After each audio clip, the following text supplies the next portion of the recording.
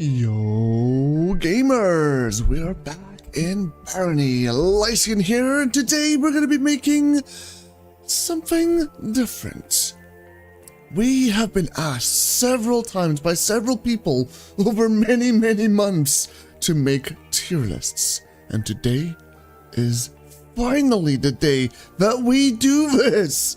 We might be looking at the Barony start screen, but we're not gonna click start because we're not ready. We're not gonna smack that space bar into space. We are gonna be making some tier lists. Tier lists after 2,000 hours of playing Barony. We are going to be ranking everything. We're gonna start with the simple things like stats. We're gonna go to races. We're gonna go to, I don't know, skills, stats, spells, like everything. We're gonna list everything. The only thing I haven't prepared is the artifact stuff because I'm not quite sure. I might make a video of that if you guys want me to make a video about the artifacts. If there's anything else you guys want me to make tier lists of, just leave a comment down below. But I'm not gonna be wasting too much time. I'm just gonna jump right on into things. Right after I say thank you to all the YouTube supporters. Thank you to each and every single one of you for being here and helping me and supporting the channel. A special thanks to Picton, who is in chat actually. Hey Picton, what's up? I see you're hyping up and you are happy. Very excited. Okay, but seriously, I'm not gonna waste your time too much. I just want to say thank you to everyone that does support. You guys make a difference to me and my life. I appreciate you. With that all out of the way, let's pop on in our very first tier list. So the very first one is stats. The basic stats. Every single class in the game has 3 different stat rolls. In fact, I think if we go into our compendium over here in Barony, we can... Yeah, here we are with stats. Each adventure, does it tell us the level up mechanics? It's not telling us the level up mechanics unless I'm just very bad at reading. So let me just quickly make a new game. I'll show you what this looks like in game and I'll explain my reasoning for it. There's 5 tiers, S, A, B, C, and D, and we are basically just gonna put them where they belong. But yeah, there's 6 stats: strength, dexterity, constitution, intelligence, perception, and charisma. Every time you level up, you get 3 stats. Usually they increase by +1. So let's say we level up, we get 1 point of dexterity, 1 point of intelligence, and 1 point of perception. These are completely random. Completely and utterly random, and depends on the class that you are playing. This specific one has good dex, intelligence, and perception, but bad everything else. And then there's also the option of being able to get 2 stats if you roll a relative skill and all of that, but we're not going to go into details. The main thing I want to say here is you get 3 stats every time you level up. And I'm going to keep that in mind with our tier list. So, the most important stats, the stats that are an absolute game changer, has to be strength. If you have strength, you can carry more weight. If you can carry more weight, you aren't slowed down. If you're not slowed down, you can run at the speed of sound. It is amazing. Nobody likes being a turtle in this game. Everyone wants to run as quickly as they can and get to everywhere and grab everything. This is a universally usable stat. Doesn't matter what class you are. Doesn't matter if you're doing melee or not. It is useful in a nutshell. The second stat is dexterity. Dexterity also increases your speed, but it does reach a cap. And I'm not quite sure if dexterity really makes you run faster than if you only had strength but you didn't have dexterity. Like eventually, every game I've ever played, eventually it always feels like everyone runs at the same speed. So I'm not quite sure if I could say dexterity is as high up as strength. But at the same time, it's also a really good skill. If I had to choose one of 3 stats, I would either choose strength, dexterity, or intelligence as a main stat. Then I choose constitution as a secondary stat, and any of those 4 as a third stat. I'll get into that in a moment, but if I have to place dexterity somewhere, it is something that increases your ranged damage, and it also increases your speed. I will have to put it in A tier because of that, because it is a fundamental basic skill that does a lot to make your characters stronger. The next up, we have intelligence. Now, intelligence isn't the most interesting skill in the game. Every 1 point of intelligence gives you every 1 point of intelligence gives you 1% more spell power. So if you have a spell that does 10 damage and you want that spell to do 20 damage, you need to have 100 intelligence, and it's not common to get to those numbers. And spells, generally speaking, like if you have 50 strength, that's plus 50 damage on top of anything else. You know, that's a big difference. That's a big difference. So if I have to think about intelligence, if I have to put it somewhere, it's either going to be somewhere in A or B. I don't think I can put it in A because it's not as good as agility. I mean, it helps. It also increases your mana regeneration. It also makes you, but like the amount of mana regeneration, I don't know. This is a difficult one because on the one side, it is a top skill, but I wouldn't say it's the top skill. I'm gonna put it in B rank because it's not exceptionally good. It's not exceptionally bad. It is useful, but you can use magic without intelligence. Your mana regeneration will be the only thing that truly gets affected.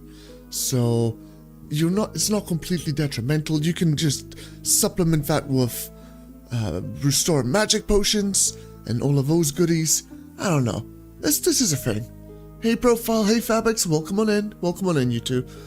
The next skill will be, the next stat will be Constitution. Now, Constitution is definitely up here as either S or A. I think I'm going to put it up an S tier, because every 1 point of natural Constitution you get gives you 1 AC. 1 AC means 1 less damage.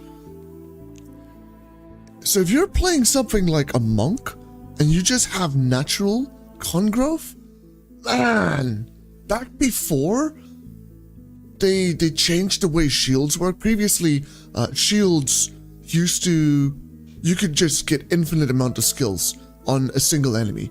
So you could literally get yourself to 100 blocking on floor 3.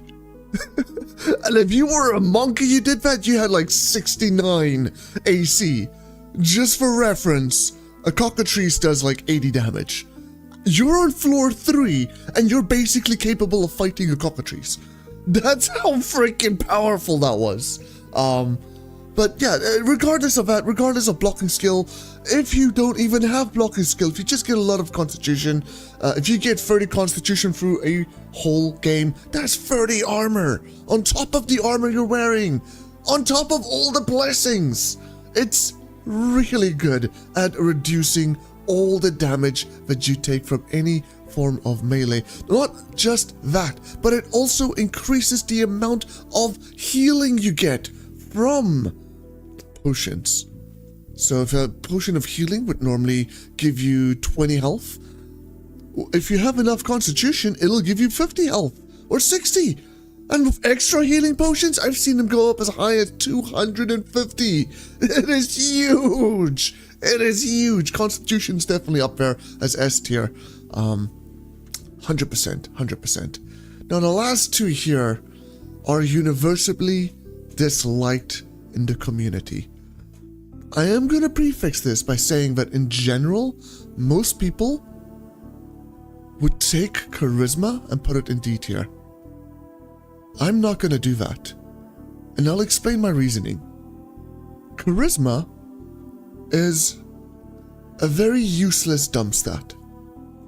Charisma increases your leadership ability, and charisma increases your trading powers, trading skill, so to speak.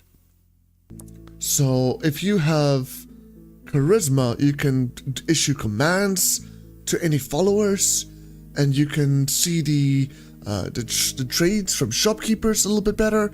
You also get better prices from shopkeepers, but eventually you'll get to 100 leadership and 100 trading, and then charisma literally does nothing. It literally has zero impact on you for the rest of the game. So that's why a lot of people will put it in D tier. I personally am going to put it in C tier, and here's my reasoning. If you are able to interact with shopkeepers, and you're able to buy some of their hidden items, specifically thinking of scrolls of remove curse, scrolls of charging, scrolls of identify, blank scrolls if you're doing magic stuff. You could buy your healing potions, you could buy restored magic potions. Heck, you could buy repair scrolls and other really cool things. But it's all locked behind a certain amount of trading skill or charisma. And having access to this helps every single class in the entire game. Literally the entire game. And I always, you guys will see it in every single run of mine. I will get gold from the gnomish mines, from the troll prison. I'll get gold from the Sokoban, and then I just buy every single potion that I need, every single scroll I need. I just buy everything that I could possibly want. And you get all of that because of charisma and trade skill. The higher your charisma gets before you start trading, the better. Because one, it makes the trades much cheaper, allowing you to get your trading higher, faster, without spending all of your gold. And two, it gives you the access to the actual things that you want without needing to spend all of your gold to get your trade skills higher. So that's my reasoning for it. Some people will disagree, and that's fine. They might say, okay, fine, Lyciant, fine. It's below everything else. I can agree with that. But where are you going to put perception? Is it also C tier? I would say perception is better than C tier. Well, I don't think so. I actually will put perception in D tier. And this is going to be controversial because most of the community will tell you that perception is better than charisma and charisma is just completely useless. And I totally get where they're coming from. I really do. Perception is something that inflicts damage. It's not something that becomes useless towards the end of the game. Perception can increase damage from traps. It gives you a percentage armor penetration, and it allows you to appraise items. You know, it all adds up. It's very useful in its own right. But the reason I put perception in D tier is because if I had a character that had literally zero perception, I would be happy. Unless I'm playing something extremely specific, like a mechanist or a mechanist. That's pretty much it. Or anything else where I plan on using a tinkering kit. And here is why. Perception does help you appraise things faster, and you definitely feel this when you have negative perception. But the moment you reach zero perception and you can start appraising items, it's a snowball. It just keeps rolling and rolling, and no matter what you do, you cannot stop appraising items anymore because you just keep appraising items.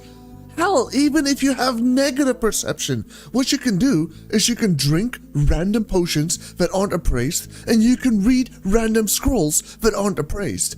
And then, well, you just get appraisal skill, which then allows you to appraise everything else. You don't need perception to appraise anything. But what about the damage you get from traps? Well, you need a tinkering kit. How often do I use a tinkering kit, guys? If you use tinkering kits and you plan on making a gazillion fire bombs and you want to blow up everything with fire traps, sure, use perception. Perception's good for that. If you do plan on doing something like a mechanist and using a tinkering kit, perception adds to your tinkering skill. But other than that very, very specific and niche situation, what does perception really do? It gives ranged classes a chance of armor penetration. It's 0.5% for every 1 point. So let's take your typical endgame stats and you have, let's say, 60 perception. You know, you got really good perception rolls, you're at 60 perception. Well, now 1 in every 3 arrows, instead of doing 10 damage, they'll do like 12. Because most enemies in the game don't really have a lot of armor. In fact, the resistances of enemies play a much bigger impact than the armor.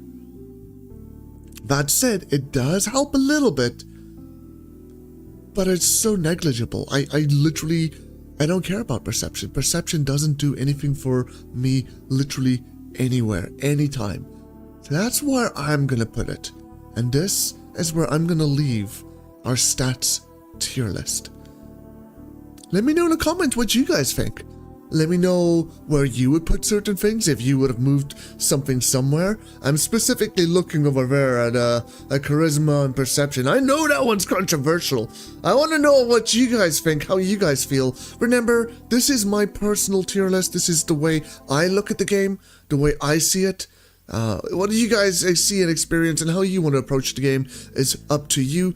I try to list everything fairly, and I gave reasoning as to why I listed things in that way. But obviously, you know, if you're someone that uses a tinkering kit all the time and you don't really interact with followers, I could totally see this. I can totally see this. How I can see this as well. You know, if we're really gonna do this, I'm gonna leave it at that because, yeah. So, next up on this list is the different races. Now, there's 9 different races, and if we're gonna use humans as a solid baseline, well, I can't really use them as a solid baseline. I actually personally believe humans are A tier.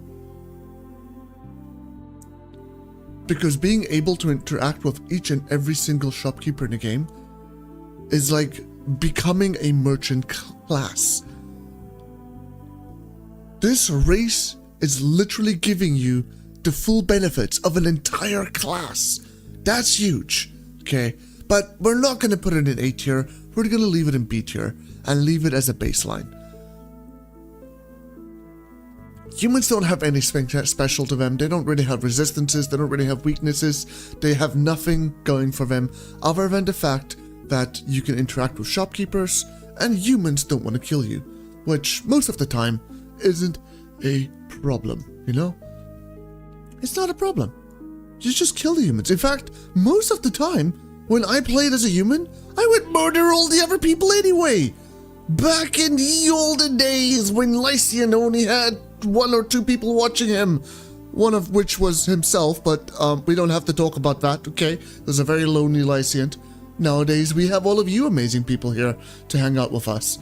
But yeah, back then, I would just murder all the people and be like, yes, I'm not murdering them, I'm saving them, I'm liberating them from Herx's tyranny, and all that good fun. And honestly, that was great. So I don't know. I generally still feel like having access to each and every single shop. As I explained with trading, you can get all the scrolls that you need. You can get all the potions you need. You can get any item that you could possibly want. It is very powerful to be able to trade.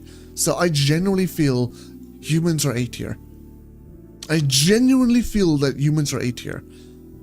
And you know what? I think I'm just going to leave them there. I'm not going to leave them in B tier. Because we don't need to have a D tier race. That said, I'm gonna have to put Succubus in A tier. And I'm gonna have to put Automaton in A tier. And I'm gonna have to put Vampire in A tier. And I'm gonna have to do something somewhere because, oh my goodness, why is everything A tier? So no, we can't leave humans there. We're gonna have to bring them down. Okay?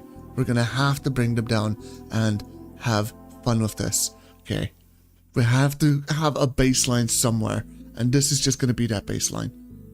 So, that said, Goatmen. Goatmen are weak to magic. That sucks. It really sucks. But that big weakness which you have, it's 40% more magic damage, by the way. So if you go to the Gnomish Mines, if you're playing something like a vampire, you'll take 20 damage if a gnome zaps you. But if you play as a goatman, you'll take 35 damage. That's nearly double the amount of damage you take. That is huge. That is, oof. That's a big oof. And I mean, at those early levels, you have 40 health, 45, 50 health. Maybe you have 60 health, so you die from 2 zaps regardless. But they do have a very, very, very unique ability. If you drink booze, you become drunk. Dum dum dum! Who would have guessed? You'd get drunk from drinking alcohol! But on a serious note, what makes Goatmen really crazy is their alcoholism trait. You gain the free action ability. So if you drink booze and you're fighting a cockatrice and they try to paralyze you, you don't get paralyzed. Scorpions can't paralyze you. You cannot be paralyzed. You cannot be slowed. You can literally run around and be full on crazy as much as your heart desires. And on top of that, you gain bonus strength and constitution, which are the best stats in the entire game. I kid you not, if you are playing as a Goatman wizard, you can literally stand there and look at rats and just laugh as they try to nibble at you and not succeed. It is that powerful. So, I'm gonna have to put Goatmen up in either A or S tier. In fact, I think I'm gonna drop humans down to C tier just because of the abilities that we get. No, we got a baseline. We gotta keep a baseline. I'm gonna have to put Goatmen up in A tier. A tier because even though they're extremely powerful, by the way, it's a 25% buff to both strength and con. So if you're playing, let's say, a ninja, and you're playing a Goatman, and you have a friend on your party that's an accursed, you can drink booze, you can drink a potion of strength, and then you can use the accursed spell. Welcome Kina to the wolf pack. That's funny. Kina! Welcome. How you doing, man? Also, hey everybody, welcome Tommy, welcome TQ, welcome Austin, welcome Augustin, welcome in everybody, welcome silly little goober. I appreciate everyone for being here and hanging out. You guys are awesome. Thank you for just hanging out. I appreciate all of you. But I'm gonna try not get too distracted, guys. I'm not interacting with chat too much. Hey Framer, welcome in. Yeah, just be patient with me, guys. I'm gonna focus on the tier list here, and we're just gonna, you know, try and explain all of this, because there's a lot more that has to be done. We're still only on like the first, 15 things? And there's probably another 40, 50, 60, 80, I don't know. There's a lot more to coming, so yeah, I'm just gonna focus on the tier list, but I will interact with you guys between them, okay? I'm reading, and I will interact. Okay, so, Goatmen. Definitely A tier. I'm not putting them in S tier because of the weakness to magic. You can get around that with magic resistant items, and that just makes them a solid. As I was explaining as well, if you have strength potions, if you have booze, and you have the spell of accursed, you know, vampiric aura, no? I can't remember what it's called. If you have all of that, that's plus 75% strength. And most of your damage as a melee character comes from strength. So we're talking about plus 75% damage. Basically double damage. Just from being this race. Okay, not from just being this race. It's a little bit more involved. But it's crazy. It's good. It's up there. But I can't quite put it in S tier because the weakness to magic is just crazy. You need to get 2 magic resistant items just to be on par with a human with a single magic resistance item. It's got its weaknesses to it. It's a solid class. I mean, solid race, but it's got its weaknesses. Automaton. I'm not sure if I want to put Automaton in A or in B tier. I'm gonna put Automaton in B tier. And the reason why is because automatons gain all the benefits that humans do. But in addition to those, they're also resistant to fire, which is absolutely freaking amazing. It's one of 2 races in the entire game that is resistant to fire. If I remember correctly. Maybe do I remember this correctly? Hold on. Let's just double check this. I need to fact check this. Immune to burning, yes. Okay, they do get resistance to fire. One of 2 races. We haven't played Automaton in a while, guys. I'm sorry. I don't remember, okay? So, that is huge. That is literally one of 2 races in the entire game that gets that. It's exceptionally powerful. But they have 20% weakness to magic, which in the beginning is quite detrimental. They can't really swim in water. It just drains their mana like crazy. But they're also amazing spellcasters. And they don't really need to worry about food that much. Unlike humans that eat organics, automatons eat literally everything else that's in the game. You see that book over there? Stick it in the boiler! You see that cursed spear that your teammate doesn't want? Use the salvage spell and turn it into scrap metal. Stick it in the boiler. You're good. You're set on food for the entire game. But your hunger, you basically start starving after 7 or 8 minutes. I can't remember exactly. And normally a human will do that after 10-15 minutes. So it's, I can't remember the exact numbers, guys. I just know that their stomach, their maximum amount of time is about 25% less than every other race in the game, which sucks. It's annoying. It's why it's the most annoying race to play if you're playing as an accursed. I'm just saying, I'm putting it out there. It's annoying, okay? It's annoying. In addition to that, you have to be supercharged for that time to actually be in effect. And you can't get supercharged with regular scrap metal or even magic scrap. You need to eat books, you need to eat gems, you need to eat anything else, just not scrap.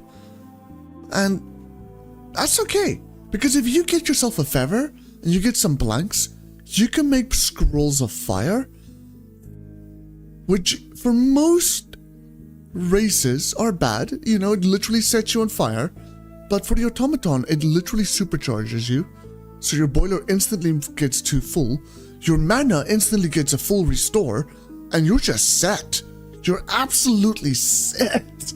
It is the most beautiful synergy with magic that I know of. In addition to that, unlike normal classes, your intelligence doesn't affect your mana regeneration speed. You either have 100% or 200% mana regen, depending on whether or not you are supercharged. If you're not, you just have a standard 100% mana regen, and it just stays that. Doesn't matter how smart you become, it stays 100%. But if you become supercharged, it's 200%. What makes them really good as mages is that their mana regeneration doubles if they are below 50% mana. Meaning you can get a baseline mana regeneration of 400%. It's the only race in the entire game that can do that. Baseline. This doesn't include having like the Wraith's Gown or the Vampiric Doublet. Doesn't add those into account. So I'm gonna leave it in B tier. It's definitely a solid pick. But I guess we can bump it up to A tier. I don't know. That weakness to magic early on, especially in the gnomish mines, is quite bad. It does hurt you quite a bit. Most of the classes that have weakness, most of the races that have weakness to magic, I'm not too fond of. I'm not quite sure the automaton's ability to restore their magic is as beneficial, since you could just get restored magic potions everywhere, and if you're a human you can just buy those. It's no big deal. And then you can use all the scrolls. Instead of making like fire scrolls, you can just enchant armor, enchant a book, and then make a really powerful spell book that way. So we're just gonna leave it in B tier. I think that's a fair place for it to be. But if I really have to say, it's somewhere between A and B. It's somewhere between these. I can't quite commit to putting it in A, but I don't quite want to leave it in B. It's definitely somewhere between these two. But I'm going to put it in B tier because of the weakness to magic and not being able to swim, or swimming just not helping you out so much. It's just, I don't know, it never feels quite right to me. But it's not bad. It's absolutely not bad. It's definitely between those two. I'm going to leave it in B tier just as a baseline again for any of the future ones. And the next one we're going to be doing is Succubus. Now, Succubus is like a human that does not have a weakness to magic. So that instantly makes them an A tier.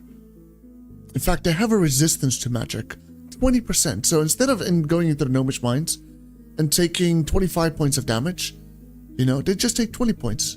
The automaton will take 30 points of damage, which is a lot. That's a decent amount of damage that you take. It's no jokes. It's no jokes. But you have the spell of polymorph, so you can interact with every shopkeeper in the entire game.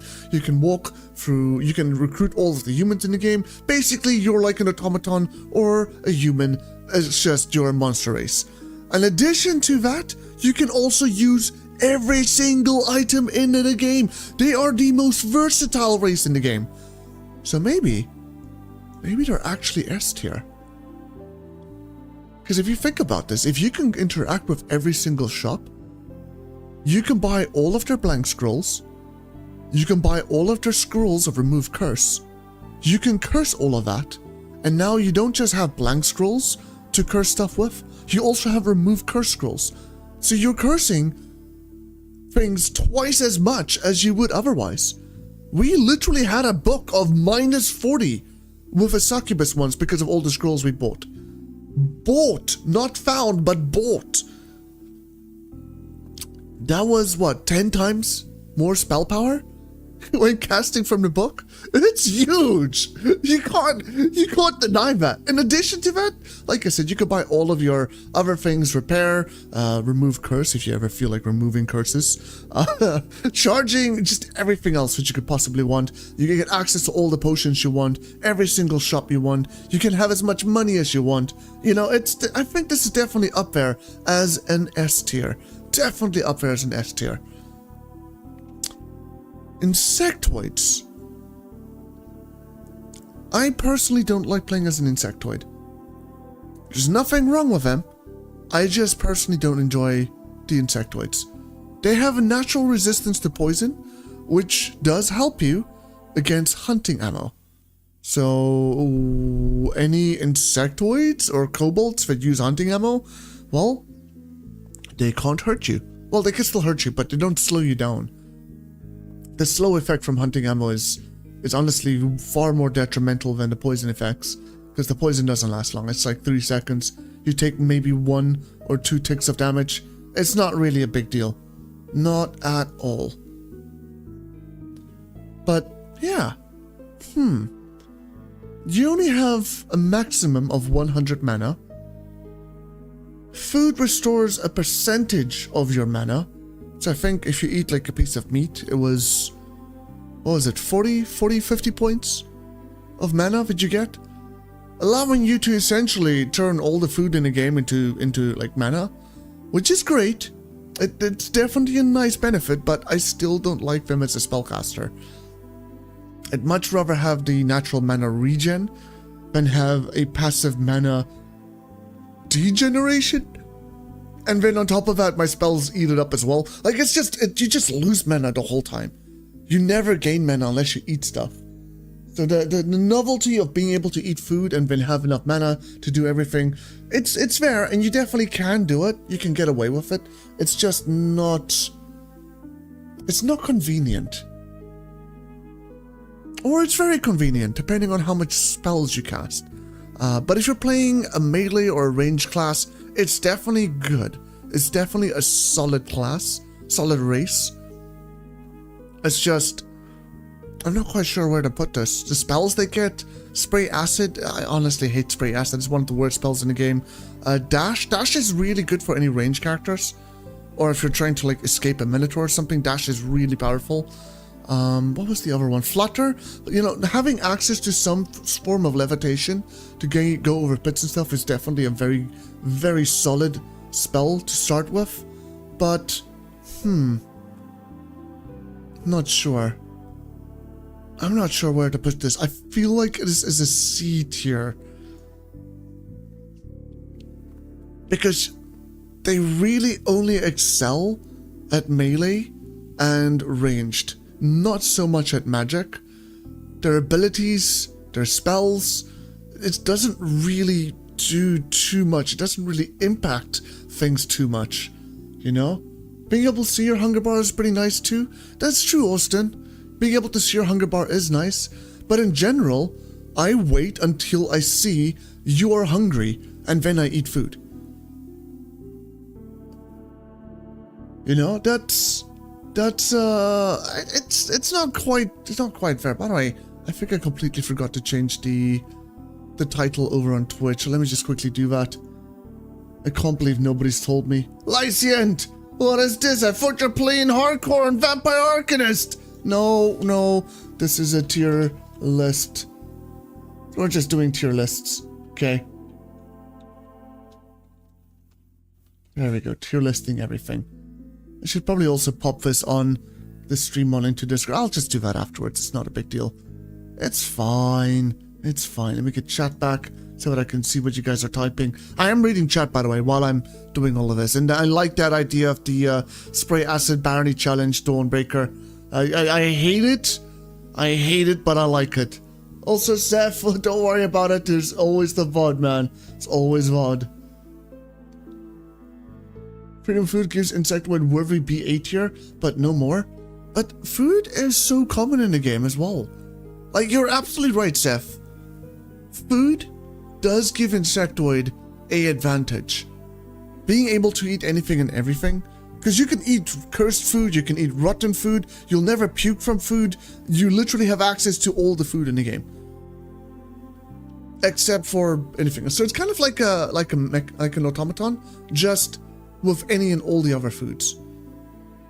And maybe that is deserving of some raise. I'm not quite sure. If you're going as a spellcaster, this is a solid C or D tier. If you're going ranged,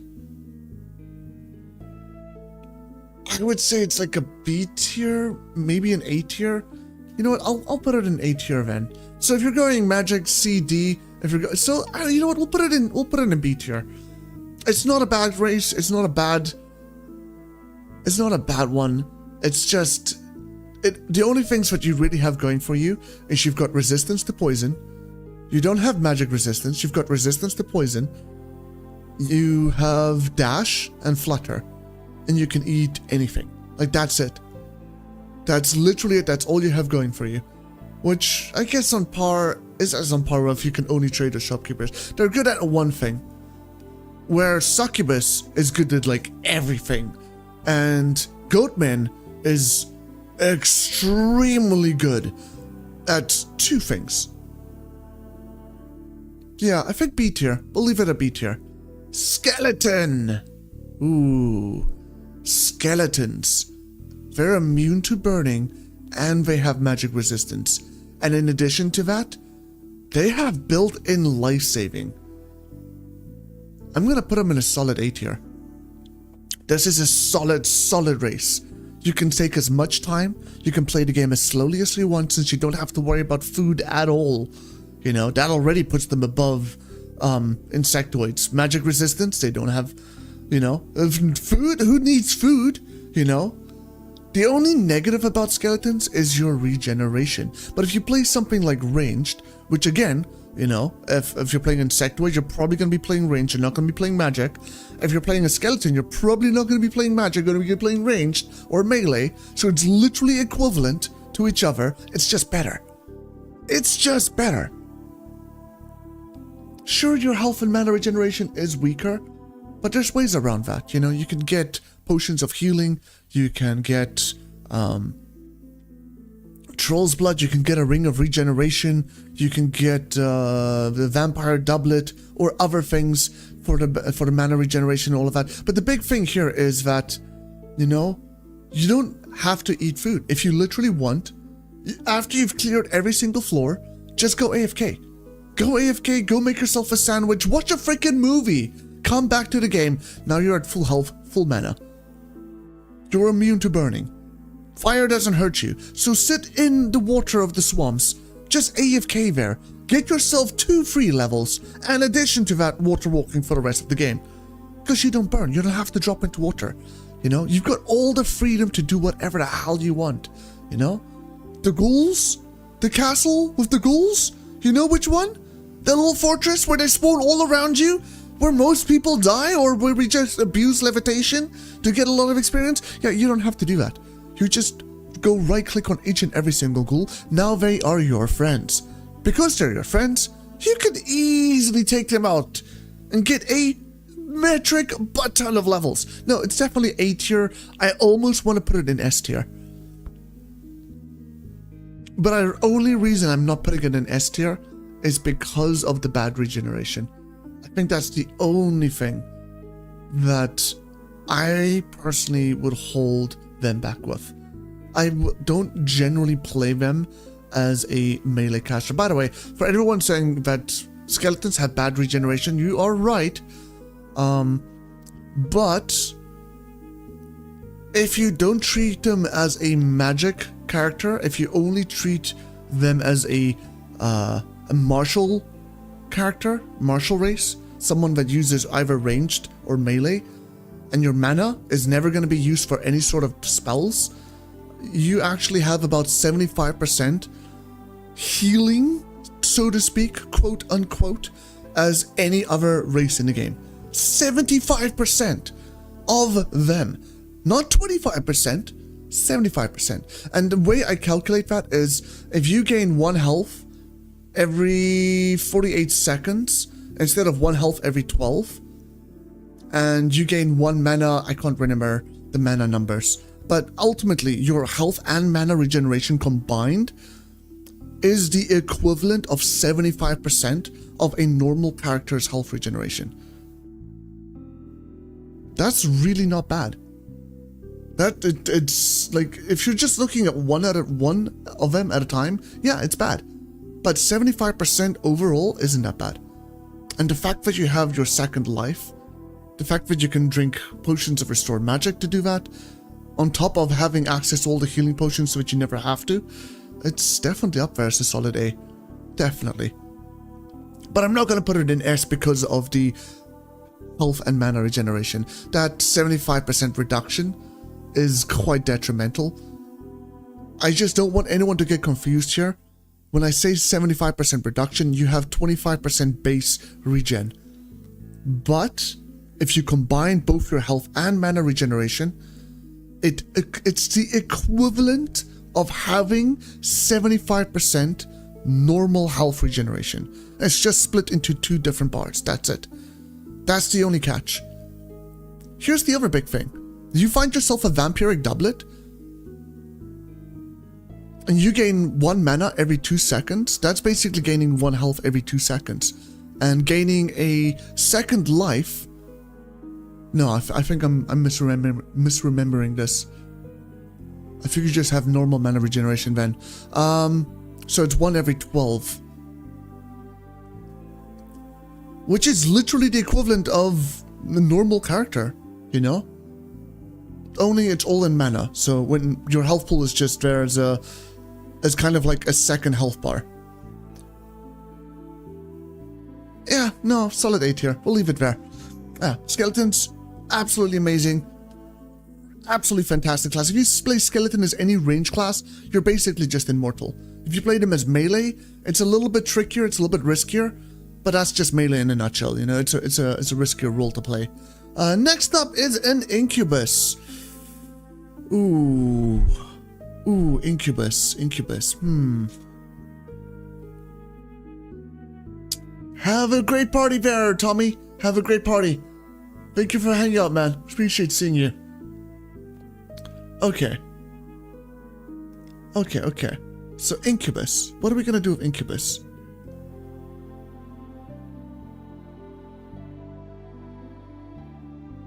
Incubus has the spell of Arcane Mark, which is great for any ranged or magic classes. It does work for melee as well, but melee generally doesn't have too much of a problem.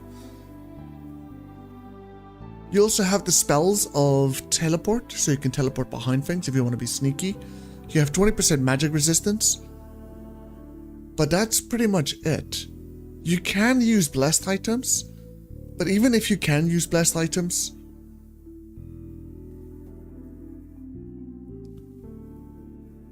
they're stuck on you, and honestly that's far more detrimental, especially for players that like to drink fountains. Because if you get something that's, like, I've heard of so many people crying,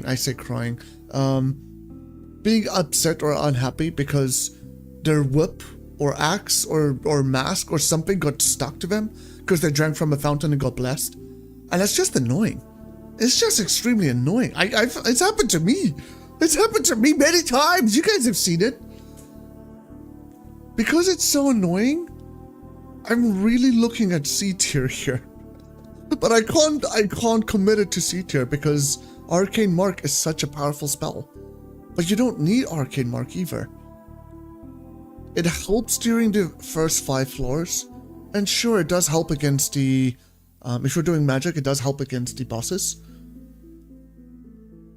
It also does help against like any of the other enemies that are resistant to magic. But if you're doing magic properly, you don't need Arcane Mark. Even if you don't do magic properly, you don't need Arcane Mark. It helps, it's definitely there, but 20% resistance to magic. You know what? I'm gonna put it in B tier. B tier or A tier.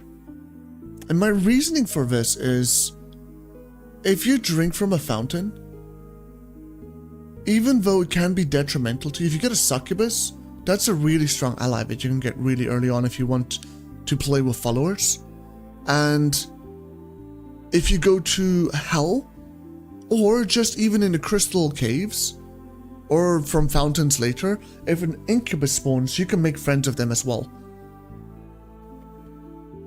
But you can also do that with a simple item, the rose. You can get plenty of roses from trolls. So do we put it in A tier? I don't feel like it deserves an A tier. Don't get me wrong, Arcane Mark is an extremely powerful spell. But just the blessings, those blessings, it's bad.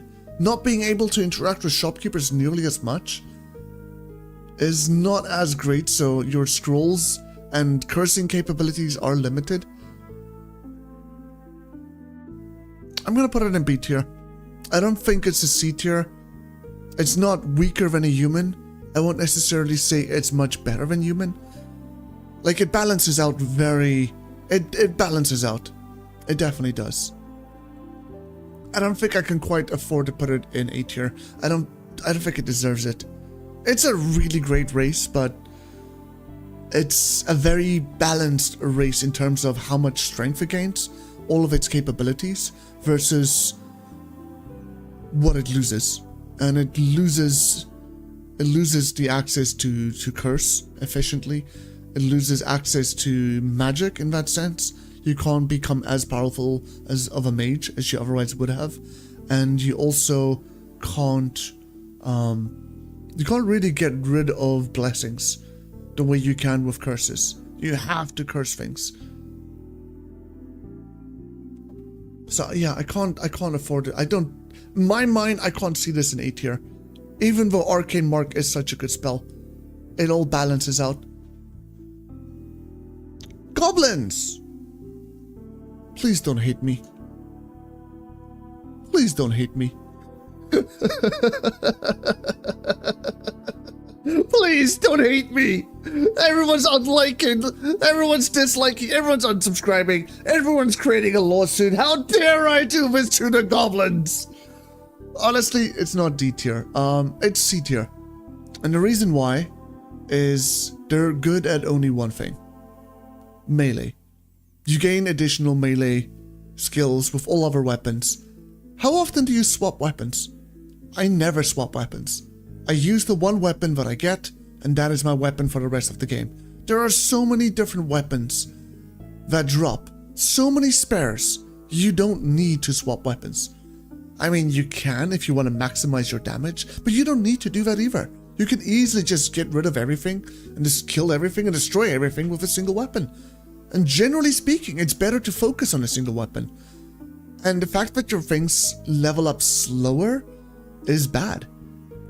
The only saving grace for them is that your equipment lasts longer. As a racial trait, that is. You can't even learn spells. You have to lob around a bunch of spell books. It's not good. It's not good. But it does have one saving grace. If you ever play as a goblin, the swamp is your best friend. All those goblins over there with the staffs of fire, all the goblins there with the fire arrows, you guys have been hit by those. You know how much those things hurt. Those things are detrimental.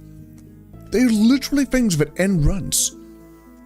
It's one of the first things you encounter that absolutely just puts you down. It's the second thing that you'll learn in Barony. Fire is scary. Jump into water. Assuming you survive long enough to do that. So being able to make friends with the goblins, or at least be neutral towards them, is a massive benefit. But after the swamp stat runs out, it's an early game kind of trait that helps. Everything else about goblin, you don't have resistance to magic. You can't use magic. Even though you can use archery, you're not really gaining any benefits as a race by using archery. It's got nothing going for it. I generally feel like it's a D tier, but I'm gonna leave it in C tier because it does make the swamp levels easier. And then there's Vampire, guys. Vampire to me is S tier. This is my favorite race in the game. I'm extremely biased. But you start with the strongest magical spell in the game, Bloodletting. You can literally one-shot a rat with it. In addition to that, you can kill a troll in 3 shots, which is basically on par with Fireball. So you have, like, it's a lot more magic. You use a lot more mana for it, but you don't have to use it always, right? It has a slow effect. You can kill the Minotaur as a vampire of any class if you have enough time. Every single fleshy enemy in the game is food, so you never have to worry about food ever again. You just have to bloodlet them or assassinate them. So food, not a problem. Levitation, you start with it. You can go anywhere and do anything you want. Magic resistance, got you covered. Strong magic, got you covered. You've got bloodletting. Other than that, does a vampire have anything else going for them? I don't know. But if we're talking about things like this, vampire should probably go into A tier. For me personally, I'm gonna put it in S tier because it's my favorite. But if I'm being realistic here, vampires don't really have much going for them. They don't have anything against them either. It's not like skeleton where you've got a detrimental to your regenerations. You just have solid benefits. You don't have any negatives. The only negative is you can't touch water. But guess what? Water walking boots, levitation ring, guess what? You got Olympic swimming if you absolutely have to. Or just use the spell of levitation that you start with and avoid walking into water in general. But it does hurt if you walk into water. That's like the only detrimental is water. Now, if water is your biggest enemy, I'd say you're pretty damn strong. I'm just saying, if water is the only thing that you're really afraid of, then nothing else is scary. Oh man, that's actually really funny, now that I think about it. No, it's definitely up there as a solid S tier. And this is going to be my tier list. I like where everything is. I don't think I want to change anything. If I would change anything, Incubus might go to A tier. Goblin might go to D tier. But I don't think anything else here can really change. It's all pretty solid in my eyes. So if you have any changes here that you'd like to make, just leave a comment. I'd like to know what your opinion is in all of this. This is my subjective opinion from 2,000 hours. I'm thinking about this in terms of what they do, how they play. I'm not thinking of this in terms of newer players or very specific roles. I'm kind of thinking of them more as like a race in general. What they're good at, what they're bad at, their starting things, their starting equipment and spells, the innate spells, all of that sort of stuff, and their abilities and how it helps you through the rest of the game. This is where I land with everything. Well then, let's do the next tier list. I should also probably just combine all of this into like a single tab. Just move that up. Let's go to the other one. We'll just yoink it on in here. That was the first tier list. Second tier list. The next tier list is going to be the one I'm sure all of you have been waiting for. Maybe I won't do classes next. Maybe we'll do skills next. Yeah, let's do skills next. Yeah, skills. That sounds good. There's skills in the game. We start off with alchemy. Alchemy, if you know what you're doing, is broken as hell. This is the most freaking crazy thing ever. Easily S tier.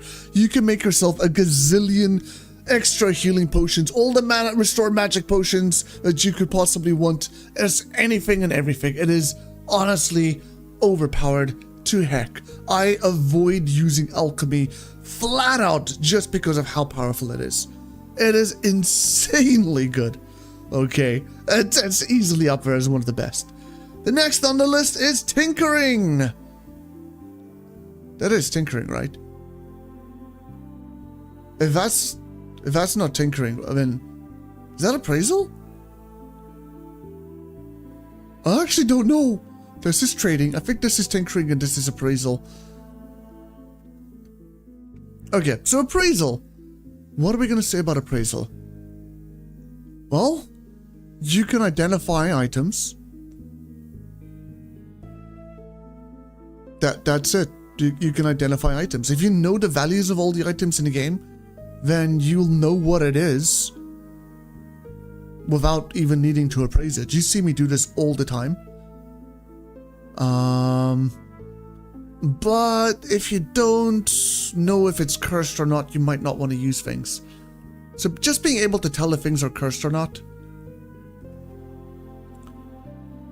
I'm going to leave this as a B tier. We'll leave it as a baseline. Because you want to be able to tell if something is cursed or not.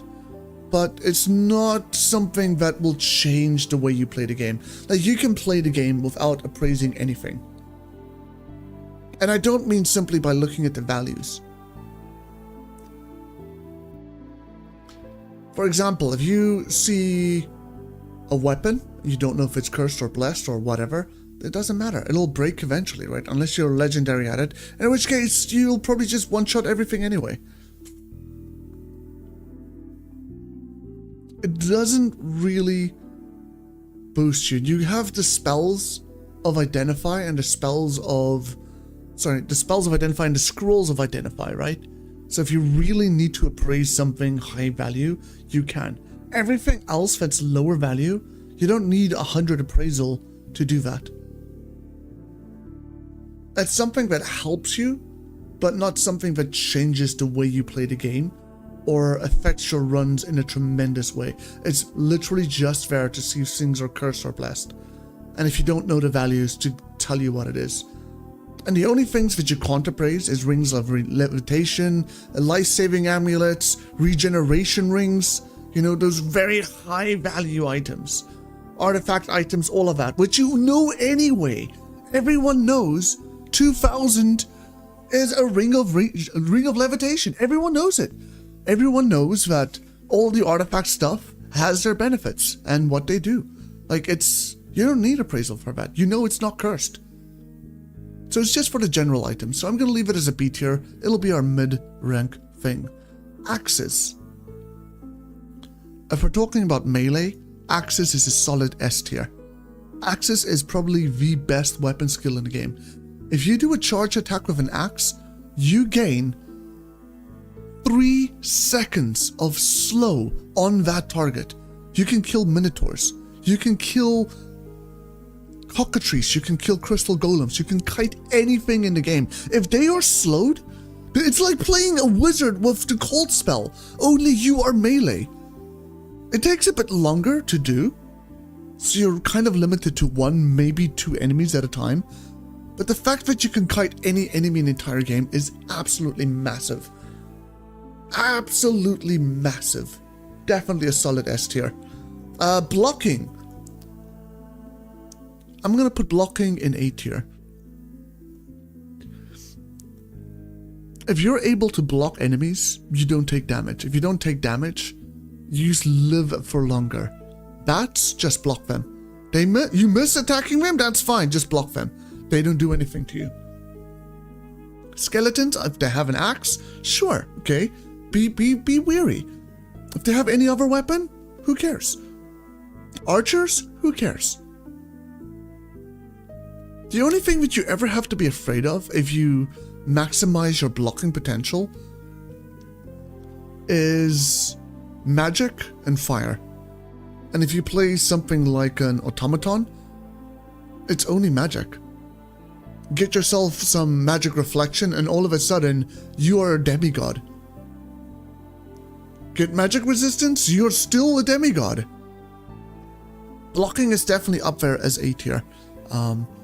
It just makes a massive difference to your survival in the game. So much so that one of the very first classes I would recommend to new players is a monk, because you can block, making you survive for much longer.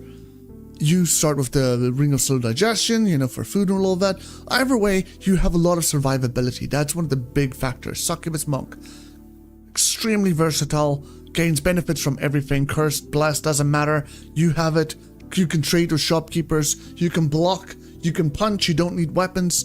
Blocking, yeah. Blocking is solid A tier. Casting. I'm going to put casting as a solid A tier as well. Casting does 2 things. Actually, we'll say it does 3 things. But the 2 main things it does is spells don't fizzle. How many times have you seen a book of healing or a book of Troll's Blood and you're like, yes, I can heal! And you cast from the book because you can't learn it yet and it fizzles. Now you used half of your mana and you don't even have healing. So now you try cast it again and it fizzles again. And now all of your mana is gone and you got nothing out of it. Well, your casting wasn't high enough. So that's the first thing it does. The second thing it does is increases your mana regeneration. More mana regeneration means more spell casting. More spell casting means more casting skill and more magic skill and more spells to do all of the crazy things that you want to do. It just opens up a lot of possibilities. And the third thing it does is it gives you unlimited force bolt once you reach legendary status with it. And I think if we're going to consider it like that, then this needs to be an S tier. Because having unlimited force bolts being able to just spam things from afar, you attack faster than an archer, and you do about the same amount of damage. So it's better than ranged, and it has more bonuses, and you can do it from far. You can kite easily. If you're invisible, you can use this to your advantage. You don't need mana for everything. Yeah, I think we're gonna put it in a solid S tier. It's definitely up there as like one of the greats. Leadership. I'm gonna put leadership in C tier. Having a follower and being able to issue them commands is nice. But followers in general are not nice. The AI is dumber than a potato that was air fried. Put in the sun for 2 years and then launched directly into the sun to be incinerated. It's the... Oh, I hate them so much. I hate the AI. You literally have to babysit them. But it does help to have a couple of allies. They definitely do some sort of thing. And yeah, you know, it's definitely beneficial. But it's nice to be able to do commands. I can't. I honestly want to put it in D tier. But it does have a benefit. If you are using followers, if you do want to give them commands, if you do want to try and keep them safe, it's better to have some leadership than none. So yeah, we'll leave it in C tier. Maces! I'm gonna put it in B tier. It's a weapon skill, it increases your damage. That's it. It has a chance to paralyze. It's not a chance to paralyze. Completely relying on RNG. It sucks. That's not a good legendary bonus. It's just, ugh. The only real thing that you can kind of get from them is if you're playing Spellcaster and you get Sharer, you gain access to the mana regeneration, but other than that, it's not great. It helps in the early floors if you're fighting things like skeletons. You know, you do a little bit extra damage to them. It might even be worth swapping to a mace instead of using your main weapon. But in general, I don't see maces as a really good weapon type. It's not a good source of damage. No, it's not. Hey, Saybreak, welcome in. I see you there. You see you watch a bit of the speedruns, couples, but you haven't seen any speedrun guides. Look for the how to beat Barony under 45 minutes on the channel, and some of the speedrun VODs have me talking about things. I don't have a dedicated guide to it, but I guess the speedrun thing is, because it's literally how to beat Barony under 45 minutes. I explain speedrunning, I explain the strategies and techniques. It's all there. So yeah, you can do it. It's a thing. Next on the list is magic. Where do we put magic? Woof, Hey, woof. sir. Woof woof to you too. Magic allows you to learn spells and it allows you to cast Dominate?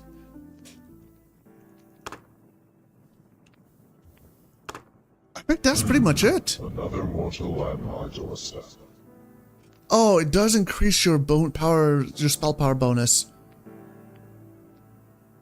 No, wait, no, that's just intelligence. Yeah, that's pretty much it. It just gives you access to spells and Dominate. That said, let me just quickly go back here and turn on... We don't have to turn on cheats, but we will disable hunger, just so that we don't have to worry about things. So yeah, if you only get access to spells, having access to spells is nice. It's definitely useful.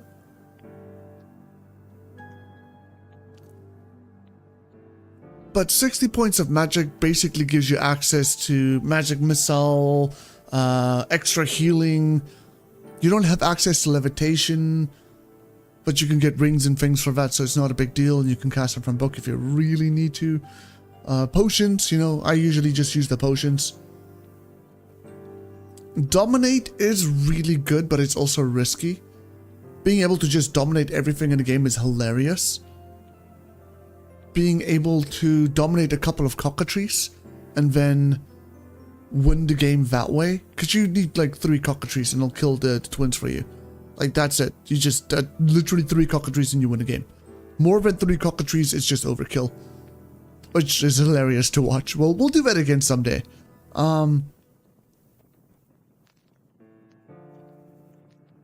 It does help spellcasters that haven't empowered their books, because if you can dominate something that can deal physical damage, like an incubus that's tanky and does physical damage, they can basically make up for your lack of magic damage against targets that are very resistant. So I think I'm going to put magic in A tier. It's something that benefits you, helps you out a bit, but not necessarily something that massively changes the gameplay in general. It's just one of those, it's like a gate, you know, it's a lock and key. You need to have at least this much skill to be able to do that. Other than that, it's not really, I don't really see how this benefits you. In fact, I would say it's even lower than A tier, but I'm ranking this according to Dominate. Dominate, being able to dominate things is huge. It's humongous. Next on the list is the polearms. Polearms, I would say, is an A tier weapon skill. Not only do you have a guaranteed legendary weapon, Gungnir, but you also have access to knockback, allowing you to kite, and in addition to that,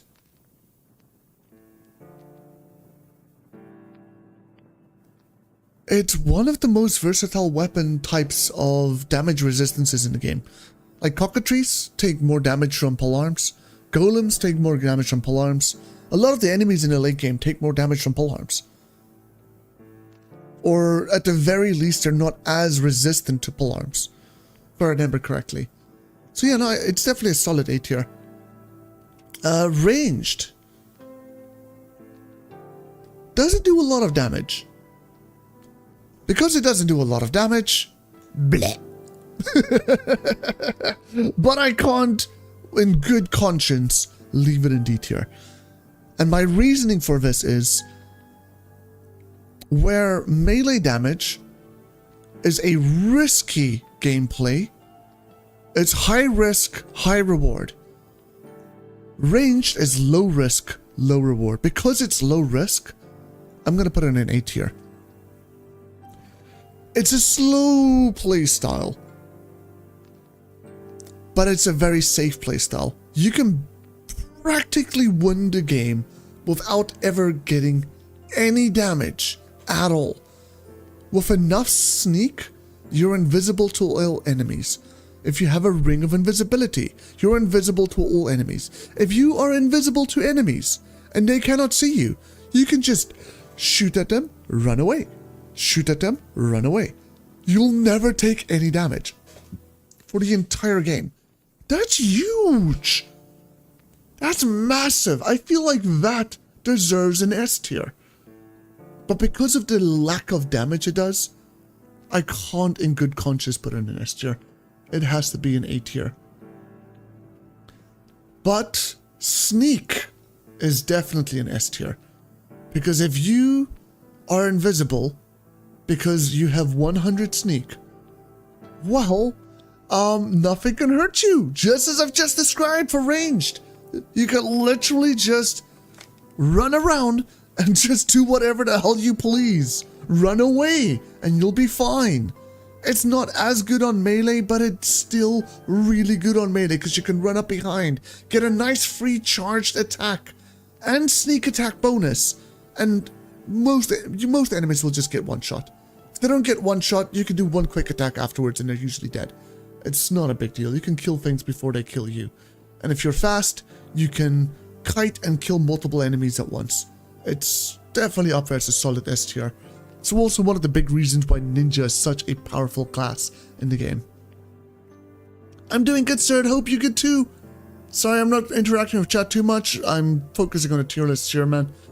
But we'll read messages between things. Swimming. D tier. Being able to walk on water? Okay, that's nice. What about water walking boots? What about boots of levitation? What about the ring of levitation? What about the spell of levitation? What about potions of levitation? The only place you get to walk on water is the swamps. What the hell do you want to use it for anywhere else in the entire game? Okay, you know, to be fair, the final boss fight in the game, the twins, having water walking there, being able to walk over lava there, it's helpful. It's helpful, but you have guaranteed water walking boots in Hamlet. The chosen four, you know, the big four, the legendary heroes, the cleric, the barbarian, the wizard, like they all have water walking boots, so you're guaranteed water walking. If you don't have levitation by then, most of the time you do. And even if you don't, you can always just walk around the water. Swamps? Yeah, okay, but you can find an amulet of Olympic swimming. And most of the time, you don't even need to swim through the water. So I'm going to leave that as a solid D tier. I don't think it's worth spending any time getting any skill points. I don't think it's worth thinking about it. In fact, if anything, I'd say the water walking you get from swimming is a noob trap, because you're actually giving up your ability to dip yourself into water if you're on fire. And that's far more detrimental than falling into water and getting out of the water. Far, far, far more detrimental. Next up is swords.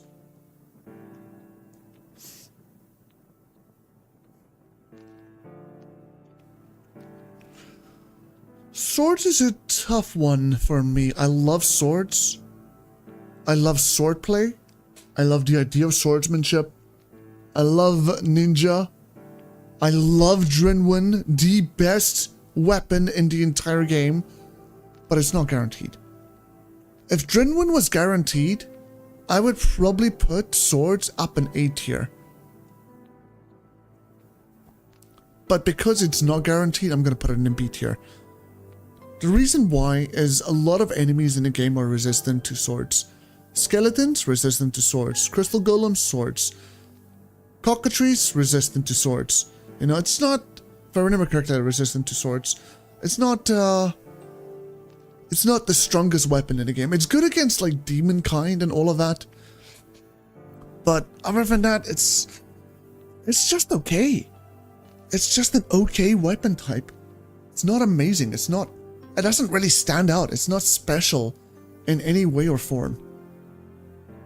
But if you do get Drinwin, definitely a solid S tier. If you get Drinwin, this thing is up there as the greatest weapon skill of all time. It's crazy. It's absolutely crazy. I really want to get lucky. Maybe we'll do a seeded run someday with someone that's in a curse, and I'll play as a goatman. And we'll do the Goatman strat, you know, plus 75% damage, plus smite damage, plus burn damage. You know, that's just freaking legendary in a nutshell. But because of just its general use, I'm going to put it in B tier. The legendary weapon's amazing. The bonuses that it gets and all of that, it's not fantastic. It's not amazing. It's more chance to cause bleed. Enemies usually die from, you know, blunt force trauma of you smacking the sword in their face, more so than they die from the lacerations you give them. So yeah, I'm gonna leave it in B tier. Tinkering! Ooh, tinkering. Where do we put tinkering? I feel like tinkering depends on how you use it.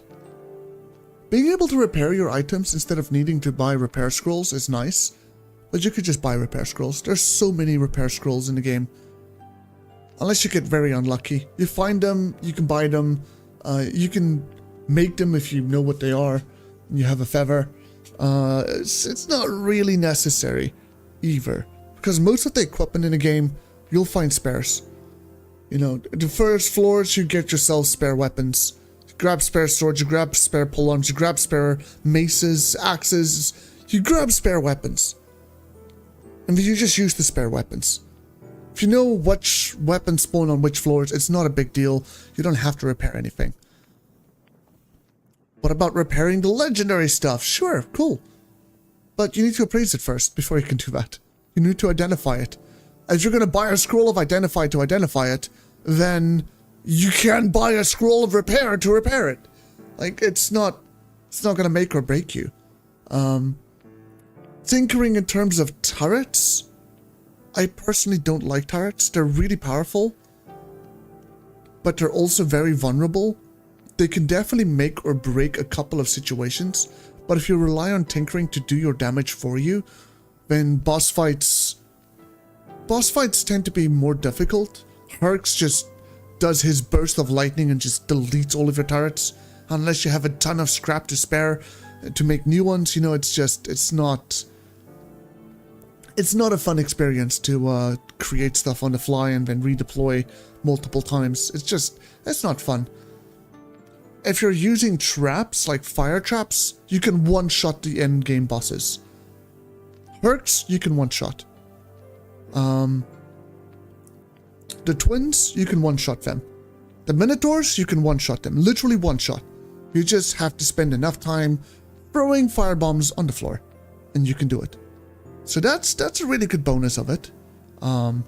Bear traps? Ooh, bear traps are amazing. What I love to do with tinkering is just make 1, 2, 3 bear traps, and then just use those bear traps. You know, plunk them down, paralyze things, kill things that are paralyzed. But other than that very, very niche situation, I don't really see tinkering as a massive benefit. Yeah, you can make gyrocopters, you can have them find exits, monsters, traps, and all of that sort of stuff, and that's also very useful. But I don't think I can really put it up there anywhere in general.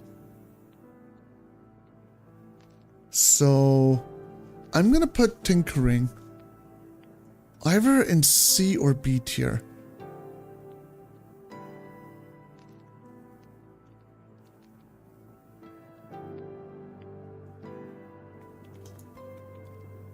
I'm gonna put it in B tier. And the reason why I'm going to put it in B tier is because if you do use a tinkering kit and you do use tinkering, it is strong. It is powerful. But it comes at penalties. Penalty of all the weight from all the scrap you're carrying around. Penalty of all the time you need to invest in actually getting it up.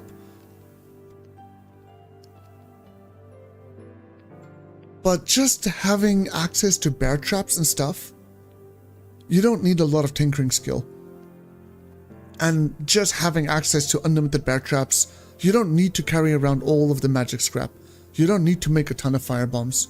You don't need to do anything special with it. You could still gain a lot of benefits from it.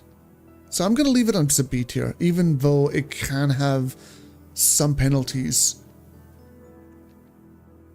It's not really anything too detrimental. I'd much rather just have a bow or an axe or something and just rely on that. Slap things in the face and just get it over and done with than run around and tinker everything. I'm not a big fan of tinkering, but it's just me personally. If you do use turrets, very specific situations, tinkering is S tier. Take ghouls, for example.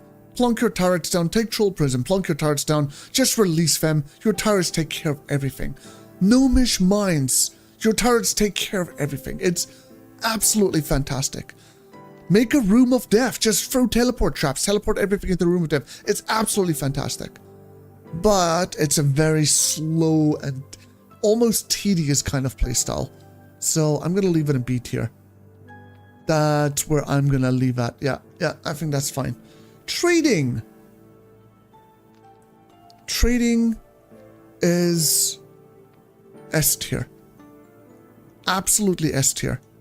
You can buy every single potion of healing that you need in the game. You can buy blank scrolls, scrolls of remove curse, scrolls of repair. Items, being able to buy the mystery items from shops is absolutely tremendous. Being able to buy any equipment that you could possibly want, boots of levitation, rings of levitation, regeneration, spell books, literally anything you could want in the game. If you find it in a shop, it is there for you, and it is absolutely glorious to have it. You don't even need to go out of your way to buy and sell stuff. I mean, to sell stuff, to make money for it. You just need some trading skill, and it's very easy to get it as well. So yeah, definitely going up there as an S tier. It's an absolute game changer. It's almost as strong as alchemy, but a little bit more RNG dependent and requires less knowledge. And it gives you access to more, like I said, all of the other equipment and things that you could possibly want. Unarmed, I would put in A tier. Being able to paralyze an enemy with an unarmed strike is absolutely amazing, but you need to do it as a sneak attack. So you're probably going to need either sneak or invisibility to do that, unless you are very patient and you're going to wait for enemies to turn around.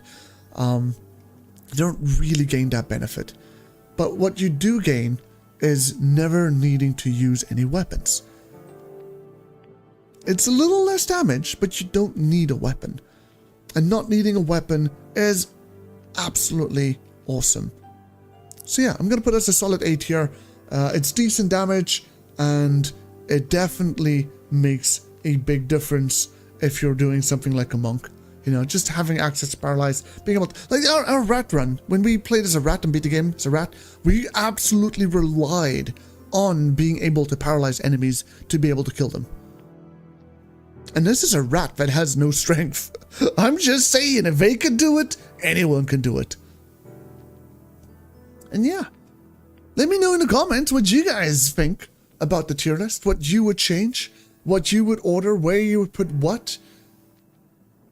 I am going off of my experience and my playstyle. I know some people would think being able to walk on water for free and gaining free levels for free. You can turn off hunger. You don't even need to starve yourself while you do it. It's probably an S tier, but that's not my opinion of it. Everyone has their own opinion. This is my subjective opinion. I would love to know what your opinion is, but let us know in the comments. Yeah. Hey, Inspire, welcome in. We're making tier list today. I hope you're good. I hope you're well. The next tier list we're going to be doing is the one that everyone's been waiting for. Okay, no, it's not. Oh, we're gonna do magic, guys. We're gonna do spells. We're doing magic. We're doing a spells tier list. And I've already talked about one of these. Spray acid D tier. It's close range. It spreads out. You can't make the most out of it. The wind up is just bleh. And it's just not nice. It's not a good spell. It's terrible. I hate it. It's one of the worst spells in the game. Absolutely. Bloodletting? I'm going to put bloodletting on A tier. I want to put it on S tier, but the cast time for it is too long. If you have a spell book, you know, we'll put it on an S tier. Because if you have a book of bloodletting, that will cast like any normal spell. But in addition to just doing like normal damage, it's like a magic missile. It's like magic missile, but it also, in addition to doing the damage, adds bleed, which is an extremely powerful effect, and it adds slow. So you can kill minotaurs with this, which is why vampires are up in S tier. It is such an extremely powerful spell. Cold? Also up in S tier. Again, being able to slow things is absolutely godsend. You can kill the Minotaur. We rely on this spell to kill the Minotaur. We rely on it to kite enemies. This is one of the most important spells that you need in your utility. Some form of slow. Slow? Cold? S tier. Confuse. I'm gonna put it in C tier. I never use Confuse. Confuse, if something's attacking you, you can use it on them, and then they'll stop attacking you, and even attack their friends, which is what I would use it for. I would use it to make enemies attack their friends, to cause distractions that I can then take advantage of.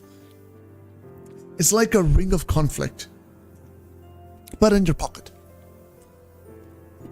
A ring of conflict is probably better than this, but this gives you more control. You get to choose what targets will be attacking, and therefore you have full reign over what happens. You control the situation. I prefer having control. The ring of conflict just causes chaos. So we're going to leave this confusion and a solid C tier. It's not a terrible spell. It's not really a good spell. It's definitely way better than this. This is just bleh. I'm gonna put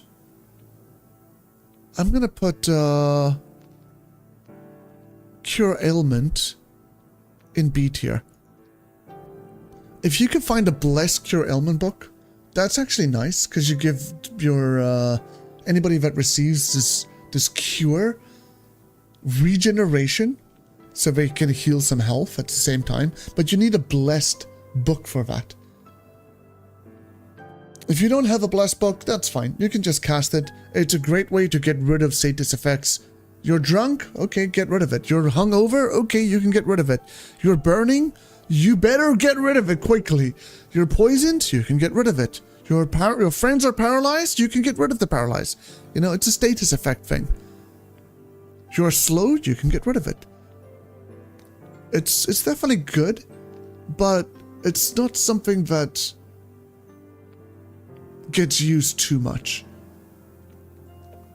But I do think it's undervalued in general. I always value it as about a C tier. I'll use it about as much as I use Confusion, but it is better than Confusion, because it can literally change the game. Burn damage can absolutely destroy you, half of your health bar. So you definitely want to use Cure Ailment as quickly as you can. Dig? I'm going to put Dig in A tier. I won't put it in S tier. It doesn't make that big of a difference. It's nice to have. It's a good utility spell, but usually we grab 2 pickaxes, and those 2 pickaxes are enough to last us through the entire game. 2 pickaxes. Having this in your pocket, not needing to have that extra inventory slots and extra weight, is nice. But that's literally it. It's nice. I can't give it more than a it's nice. Dominate? Woof woof. What are we gonna do with Dominate? If you dominate everything, and you just have an army that absolutely shreds everything, that's S tier. Dominate can also kill you. Dominate is something that needs 100 points in magic to be able to cast. So I don't know where I'm going to put Dominate. Dominate is probably... Ooh, I want to put it in like B or A. We'll put Dominate in A tier. Dominate is your crutch for magic. Dominate is the spell you use to get physical damage if you never got your polearms up as a mage, or your ranged up as a mage, or whatever sort of mage you're playing. If you didn't get your physical damage up, then Dominate's going to be your answer to that, because you can dominate enemies to do physical damage for you and to tank things for you, since you don't have the constitution to do that usually. So yeah, we'll leave it at A tier. It's not terrible, it's not amazing. Extra healing? We'll put it in S tier. Being able to heal yourself is an absolute run changer. Being able to heal your party, absolute run changer. It's absolutely amazing. Fireball, absolutely an A tier. The burn damage from Fireball is amazing early, and it's only good early. Once enemies start getting some constitution, and discounts for hardcore as well, the burn damage doesn't last nearly as long. And you're much better off not doing damage over time, but just doing raw damage with something like Magic Missile, or even just using Bloodletting that causes bleed, which is a percentage damage, you know? Force Bolt, I'm gonna put Force Bolt in. I'm gonna put it in C tier. Force Bolt is nice. Having unlimited Force Bolt is great. But if we're just talking about the base spell of Force Bolt, it's not a good spell. Just the spell itself, it does the least amount of damage out of all the spells. It's the one you use when you don't have anything else. That's literally it. It's the damage spell you use when you don't have anything else. In comparison to Spray Acid, which is the one you just don't want to bother using because it's gonna do more damage to you than it's gonna do to anyone else. Yeah, no, I'll leave it in C tier. If you do have unlimited Force Bolt spam because you got to 100 casting, that I would rank as a casting stat, not necessarily as a spell stat. So we're gonna leave it in C tier. It's not a good damaging spell. It's just something that you use to, if you don't have access to anything else. If you run out of mana and you've got unlimited Force Bolts, okay, then you use Force Bolt. You know, if you don't want to use mana on something like Bloodletting or Magic Missile, but I'd much rather use Magic Missile. It does twice the damage. It's just far more beneficial. Healing, we'll put in A tier. It's not as good as extra healing. It does cast a lot faster, but it doesn't heal as much. So it's like a risk reward. It's technically S tier because they're both the same. They take about the same time. But if you have like a Blessed Book of Extra Healing, that's just, it's full heals. It's like throwing an extra healing potion at your entire party. It's great. It's really good stuff. You can't really do that with the healing spell. You kind of can, but it's just, it doesn't scale nearly as nicely. But again, it's definitely up there as one of the greats, because without it, you just can't. It just makes such a massive difference. Identify. How often do I use Identify? I guess it's one of those things that's nice to have, but doesn't really make too big of a difference. Being able to identify items is nice, but most of the time you'll already know what they are. If you want to identify gems to sell, that's great, but generally you'll have a jeweler, and then you could just buy scrolls of Identify. You don't need to have the spell. And if you want to identify the artifact armor and stuff, you don't need to do that.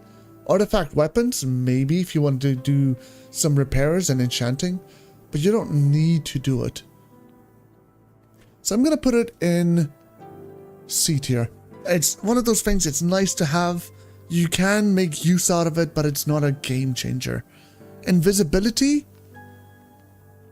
I'm going to put invisibility as a B tier. It's good to have if you need to get away from things. But in general, it's not necessarily the best spell. It doesn't use a lot of mana, but having that sustained mana over long periods of time just isn't worth it. It's much better to just get a Ring of Invisibility, Cloak of Invisibility, or to get your stealth up high. But it's not a bad spell. It's a curse starts with it, and it makes a massive difference. Just being able to instantly go invisible, lose aggro of enemies, stop using invisibility, and then sneak away. So it's more of a niche situation kind of spell. Levitation, up there as S tier. Being able to levitate, do anything, go anywhere, absolutely amazing. Absolutely just godsend. Light, I'm going to put in D tier. Not necessarily something that is massively useful.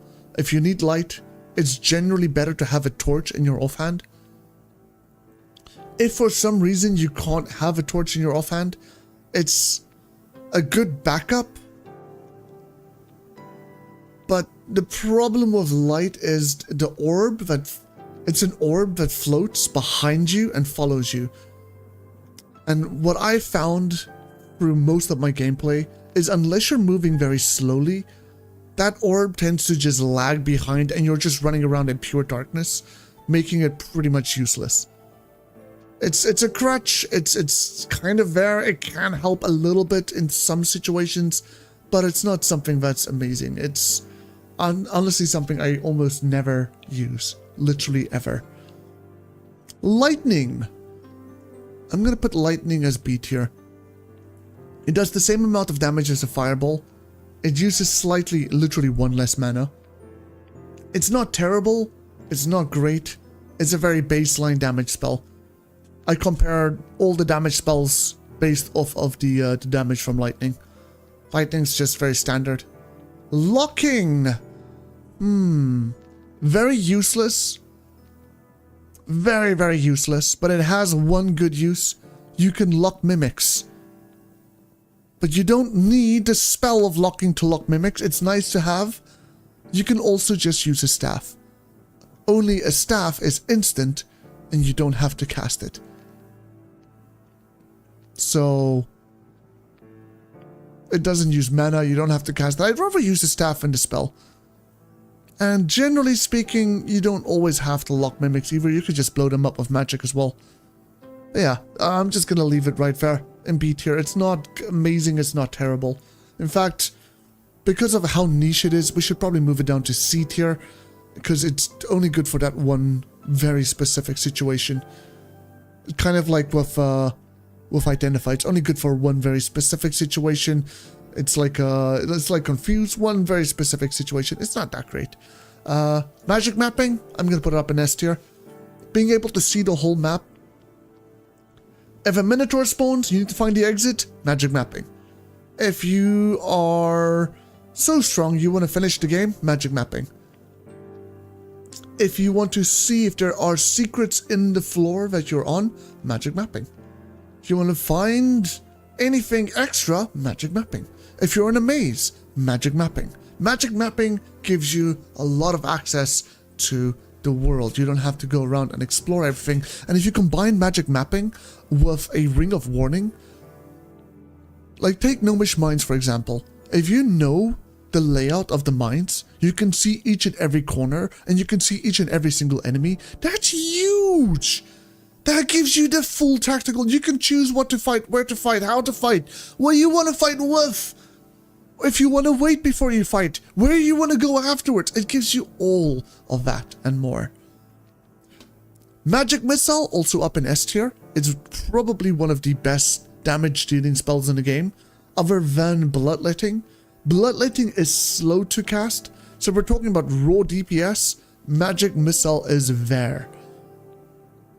In fact, if you look at one of our VODs of I can't remember, it's a shaman something, I think it was a human shaman. We had a plus 20 book of Magic Missile, and we killed Baphomet, the twins, in, I think it was something like 17 or 18 spells in total. Imagine casting 18 spells, spending 120 mana, and you killed all 3 endgame bosses. That's massive. It's no joke. It's a good spell. Even if you don't have a blessed book, it's still an extremely powerful spell, and it's my go-to baseline damage spell. Spell of Opening, I'm gonna put it in A tier. It's very niche. It's kind of like our digging spell. It helps to open up gates, doors, chests, and all of that. But even if you can't, you can always just walk around. Or you can dig through a wall. If you have the pickaxes, like I said, you need 2 pickaxes to beat the game. You don't really need opening at all. Anywhere. But it's nice to have. It's definitely up there. It's a very useful spell. Poison. I'm going to put that up as A tier. Poison doesn't do a lot of damage on impact. But if you combine the spells of Poison and Bloodletting, and you use Bloodletting to slow a target and cause bleeding, and then you swap to Poison, and you poison that same target, and then swap back to Bloodletting, and hit them with Bloodletting, you're actually doing the most damage in the entire game with magic that you can. Because Bloodletting does as much damage as Magic Missile, but also does bleed damage. And then you're hitting them with poison damage, and poison damage over time, which is literally the most damage you can do. If you use bleed on a shopkeeper, a Hamlet shopkeeper, I think it does like 60 to 80 damage. Poison does like 80 to 120 damage or something crazy. It's... Can you imagine using a small spell like poison and causing 160 damage? And that's the same amount of damage you're going to do to the twins and to Bafo. So great spell, but in general, it's not amazing. It doesn't do a lot of upfront damage. It's one of those things you cast, you let it tick, you cast it again. So I can't really put it higher than A tier. It's definitely a solid A tier, but I can't really put it more. Polymorph up there in S tier, being able to interact with every single shopkeeper. This is the reason why Succubus is so good. Just being able to interact with every single shopkeeper in the game is so incredibly powerful. There's no way we can not put that in A tier. It's just absolute godsend. Same with Reflect Magic. If you get the spell of Reflect Magic, you use that, you drink a couple of mana potions, magic immunity is godsend. Especially if you're an extremely tanky class, like a monk. You become God. Because anything that punches you in the face doesn't hurt you, and anything that throws spells at you just doesn't hurt you. The only thing that will hurt you is fire damage, you know? It's pretty good. It's really good. The spell of Remove Curse. I'm gonna put in B tier because it's not really something that you need. It's like Identify in the sense that if you can interact with shopkeepers, you can get all the Remove Curse scrolls you want. You can find them on the ground. But having it in your back pocket and you don't need scrolls is nice. So I'm just going to leave it on B tier. It's not amazing. It's not terrible. Detect Food, I literally never use it. I literally never use it. It feels like a waste of mana. No, it's not fair. It's not good. Sleep! B or A?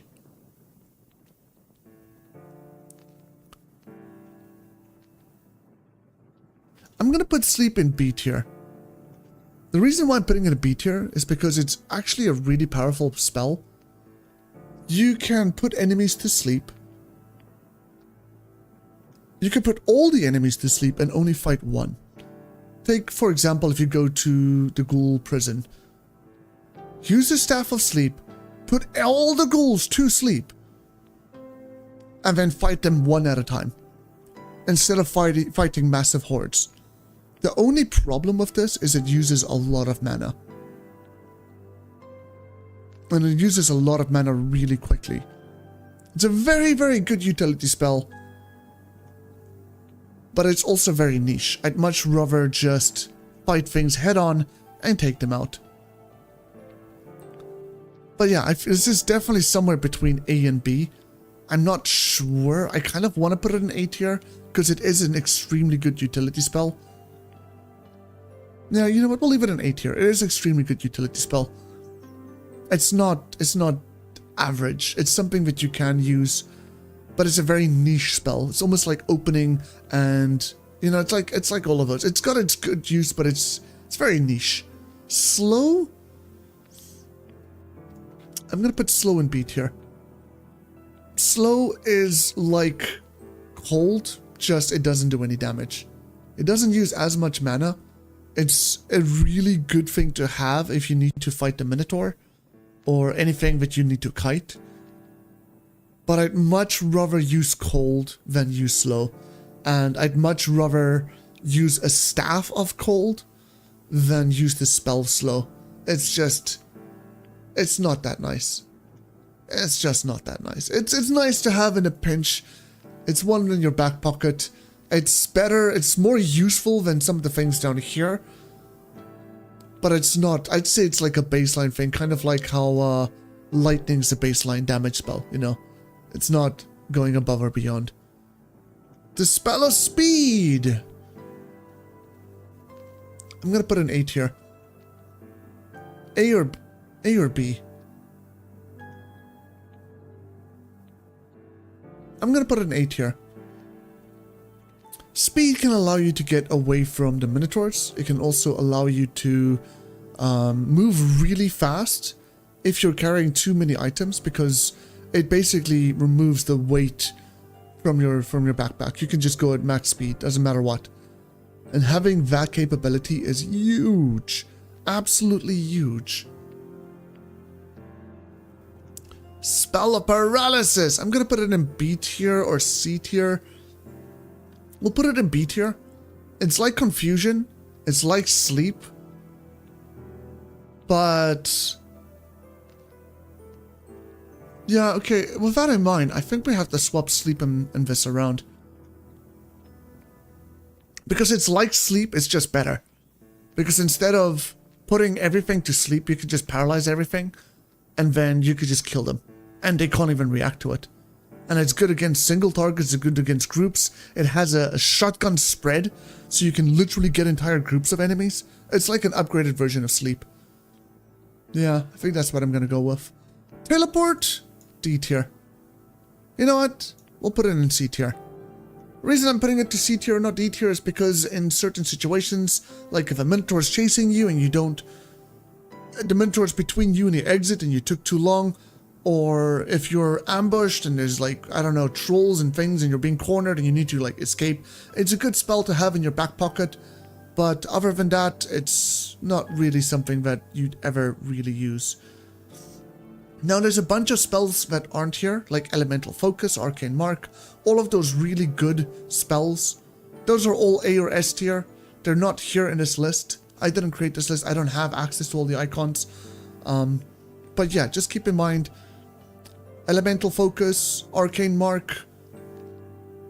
I'm sure there's more that I can think of, but I can't think of them right now. Those are all really good. Vampiric Aura. Vampiric Aura is probably like a C or a D. It's good. It's got its niche use, but it's not that great. And you know how rare it is. Yeah. Salvage also up there like D tier. It's not, maybe C tier. It's not really amazing, but yeah, it's definitely there. It's definitely there. The next tier list that we're going to be doing is levels. What are some of the best levels in the game? And this includes all of the special levels. I don't really agree with the icons, but not the tier list I made. I also don't really know what icons to use. I'll probably do a custom thing eventually. But yeah. We have the mines. If the mines is going to be our baseline, we're going to look at the enemies and the items you can find. Skeletons don't drop blood. They don't drop food. They're kind of terrible. They have cursed equipment, but they have a large variety of equipment. Rats are some of the very first sources of food. It's also a level where you can get blank scrolls. Usually you find a bunch of blessed ones or cursed ones, which is also really great. You can find your amulets of Olympic swimming, poison resistance. You can get some rings of might. Sometimes you get other nice rings.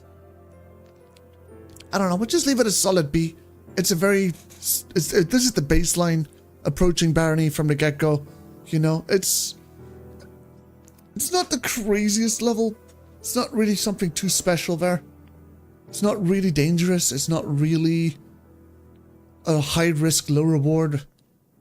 Low risk, high reward or anything. You know, it's just standard. Gnomish Mines. Most people will say this is like an S tier level. If you go to the Gnomish Mines, you get all the gold. You get all of the staffs of magic. You get your pickaxes there. It's a absolute massive boost to the start of your game.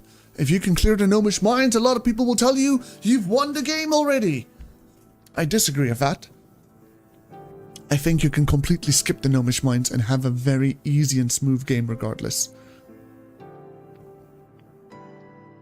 But it does give you a bit of a boost. It does help. Definitely does help. And all the gold you can get from there helps a lot. In terms of risk versus reward, I'm gonna put it in A tier.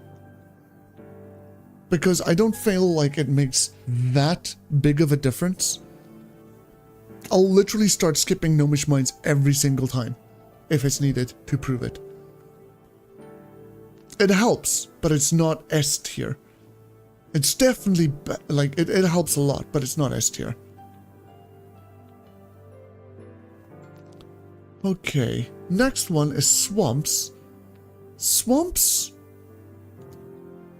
I'm gonna put swamps on C. Because this is where the first real difficulty spike in Barony comes. Because now you have to deal with goblins that throw spells at you. You know, those fireballs that really hurt. Yeah, it's pretty bad. On top of that, you have to deal with fire arrows from, again, the goblins. And you can absolutely get destroyed by those. The burn damage this early in the game is really bad. Luckily, there's a lot of water around, but sometimes that's not good enough. Sometimes you just lose half of your health bar because you can't. It's crazy. Fire is bad. In addition, like the arrow traps on the walls, it's pretty rough. It's pretty rough what those things are and what they do. So...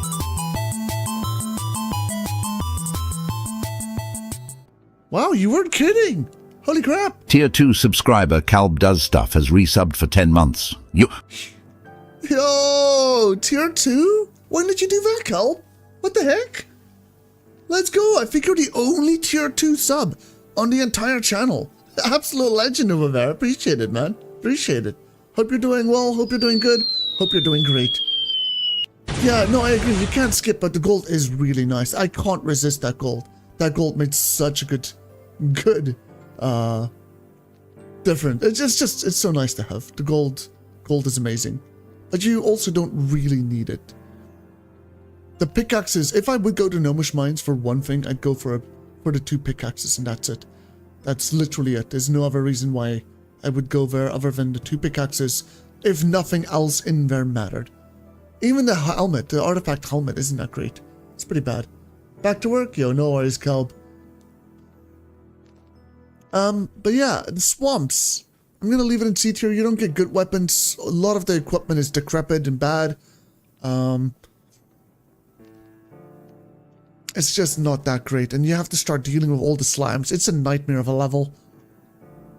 I would imagine swamps is where most newer players also have a terrible experience. But inside of the swamps, we have 2 special levels. Also, I'd never ranked Minetown. Minetown is S tier. Having access to 4 shops is absolutely amazing. My personal favorite thing to do is clearing no mines, grabbing all of the gold that you can, using a polymorph potion, interacting with the shopkeeper, going to the next floor, kind of just skipping it, interacting with the shopkeeper on there, and then just making a beeline for Minetown. You can interact with 6 different shopkeepers with a single polymorph potion. It's huge! But even if you don't have access to that, 4 shopkeepers for 1 polymorph potion is an absolutely worthwhile trade. Absolutely worthwhile. This is the place where your runs can be made literally in a matter of seconds. You can buy levitation boots, water walking boots. You can buy rings of regeneration. You can buy the spell books that you want. You can buy an alembic, tinkering kit, literally anything your heart desires. All the potions you need, all the scrolls you need, everything. Shopping, trading is S tier. And being able to do that all in one place is amazing. But yeah, going back to the swamps, we have the troll prison. Troll prison's just free experience. If you're a ranged character, you kill everything by shooting them through the bars. If you're a melee character, you break the walls between the bars, you kill everything. And on top of that, you get... Did I just put this in C tier? Let's put it back up here in A tier. On top of that, you get an absolute butt ton of gold as well. I think it's like 3,000 gold you get from there or something. And then there's several chests for you to loot. It's so good. And this is the place you get your potions of might that you can use for Sokoban. A consistent way to get that. This is absolutely an amazing level. You can skip it, but then it makes some of the future things a little bit more finicky. Specifically thinking of those strength potions. But yeah, great level, good level. Ghouls!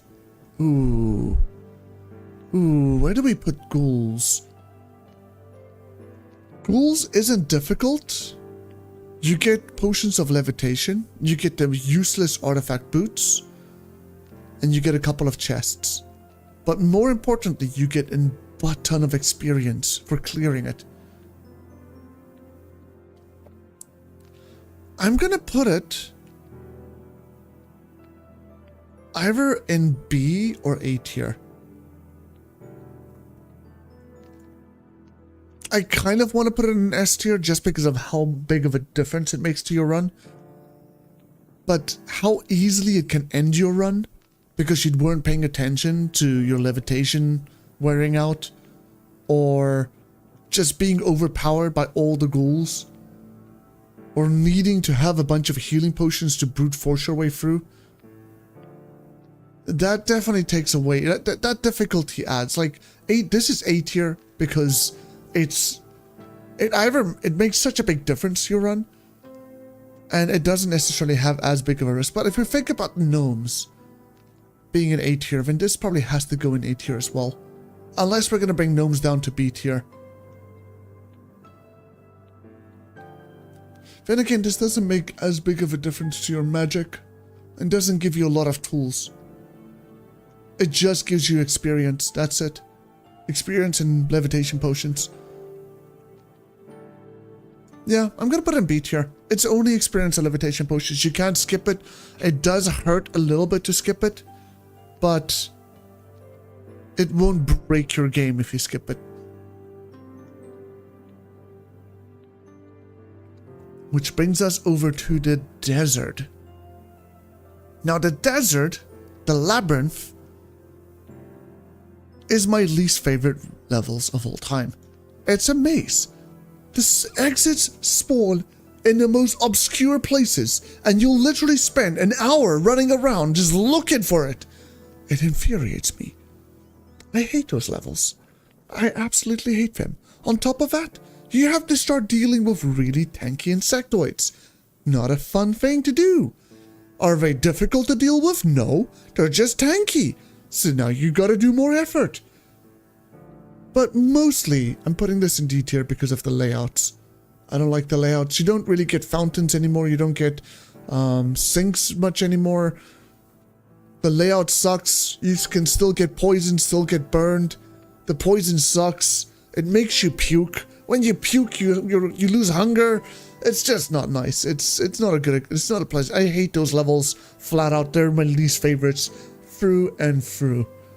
Sokoban, absolutely S tier. If you can get the potions of strength, you could do Sokoban. Guaranteed 50% magic resistance. Guaranteed 3,000 gold. Massive, massive, massive. Hey Ash, welcome on in. How you doing? How you doing? Minotaur Maze. Getting the red orb doesn't really change too much. Gives you plus 10 melee damage or something like that when you're dealing with Hercs. And you have access to the spear. Access to some speed potions. Access to a high value gem if you want to kill the Minotaur. But other than that, it's very underwhelming. I'm gonna put it in C tier. Because it's a very underwhelming level. Even though it's a good level to get the spear and stuff from. You can easily play this game without the spear. You don't need Gungnir. Gungnir won't break your game. It's just something nice to have in your pocket. Because it's a spear that doesn't break. But, I mean, if you just get yourself a crystal spear or something, you generally, the people that use spears gain...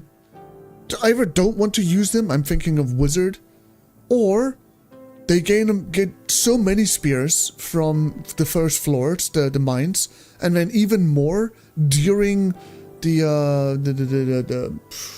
labyrinth, that you don't need spare spears. You get all of the spear skills just from using the weapons you find. There are plenty of them. So I'm going to put it in C tier. It's not amazing, doesn't make that big of a difference. It's something I'd rather just skip and just not bother with. But I like the speed potions from there. Which brings us to Herx's Lair. In the past, I would have said this is a very underwhelming level. But with the addition to the gnomes, having guaranteed access to crossbows, bicockets, having access to guaranteed, like this is a ranged player's dream. There's also plenty of, well, there used to be plenty of fountains. There's plenty of shops and things, easy access. It's big open spaces, you can easily maneuver around it. I'm gonna put this as an A tier level. It's where you truly start to get to pop off as a character and just have fun with the game. Now, it doesn't have the Mystic Library in this list. It also doesn't have the Underworld. No, it does have the Underworld. I'm gonna take this first Underworld, this one over here, as the floor 6 Underworld, and then I'll just include Underworld and Hell in this second one here. So going back to the transition between the mines and the swamp, we have the Underworld. I'm gonna put it as a C tier. No real reason to ever go there unless you want the bow. And even for the bow, I don't like the bow. It's not a good bow. You don't really benefit from the bow unless you get swift arrows and a blessed bicocket, which you usually don't even have at that point. Usually that's something you can just buy, get from the gnomes and buy in Hamlet and really pop off afterwards. So I'd much rather just prefer not going there. It's a nice little challenge to go there. It's definitely good fun, but needing to teleport between all the islands, it can be a death sentence if you're not adequately prepared. It's high risk, low reward. Going to Hell. This is my absolute favorite place to go. You get a whole bunch of extra levels. You get to fight the best boss in the game, Bapho. And you get early access to crystal equipment. You gain access to healing potions. You get access to chakrams. You gain access to crystal polearms, access to staffs of cold. You get access to a lot of good stuff. If you can survive it, it's a difficult level to do. It's kind of like the gnomish mines of the late game. Gnomish mines is the gnomish mines of the early game. Hell is the gnomish mines of the late game. Crystal Caverns, on the other hand, I'm going to put it as a B tier. This is where the game starts getting difficult again. You start encountering crystal golems, you start encountering cockatrices and a lot of other tanky enemies. We usually just skip it. It's not really a big deal. It's nothing really too crazy. It doesn't really affect your run too much. If you've beaten Hell, you can beat this. If you didn't go to Hell, then this is going to be your Hell. It's just little, I guess the rewards are slightly better and it's slightly easier. But it's not really one that I like to get to. Or one that I feel makes a big difference. Usually you just use the armor from the cleric or so, and then you've got all the equipment that you could want anyway. You're not really going to find much more in there that's going to help you or change the game. If anything, you're just taking on more risk for no reward.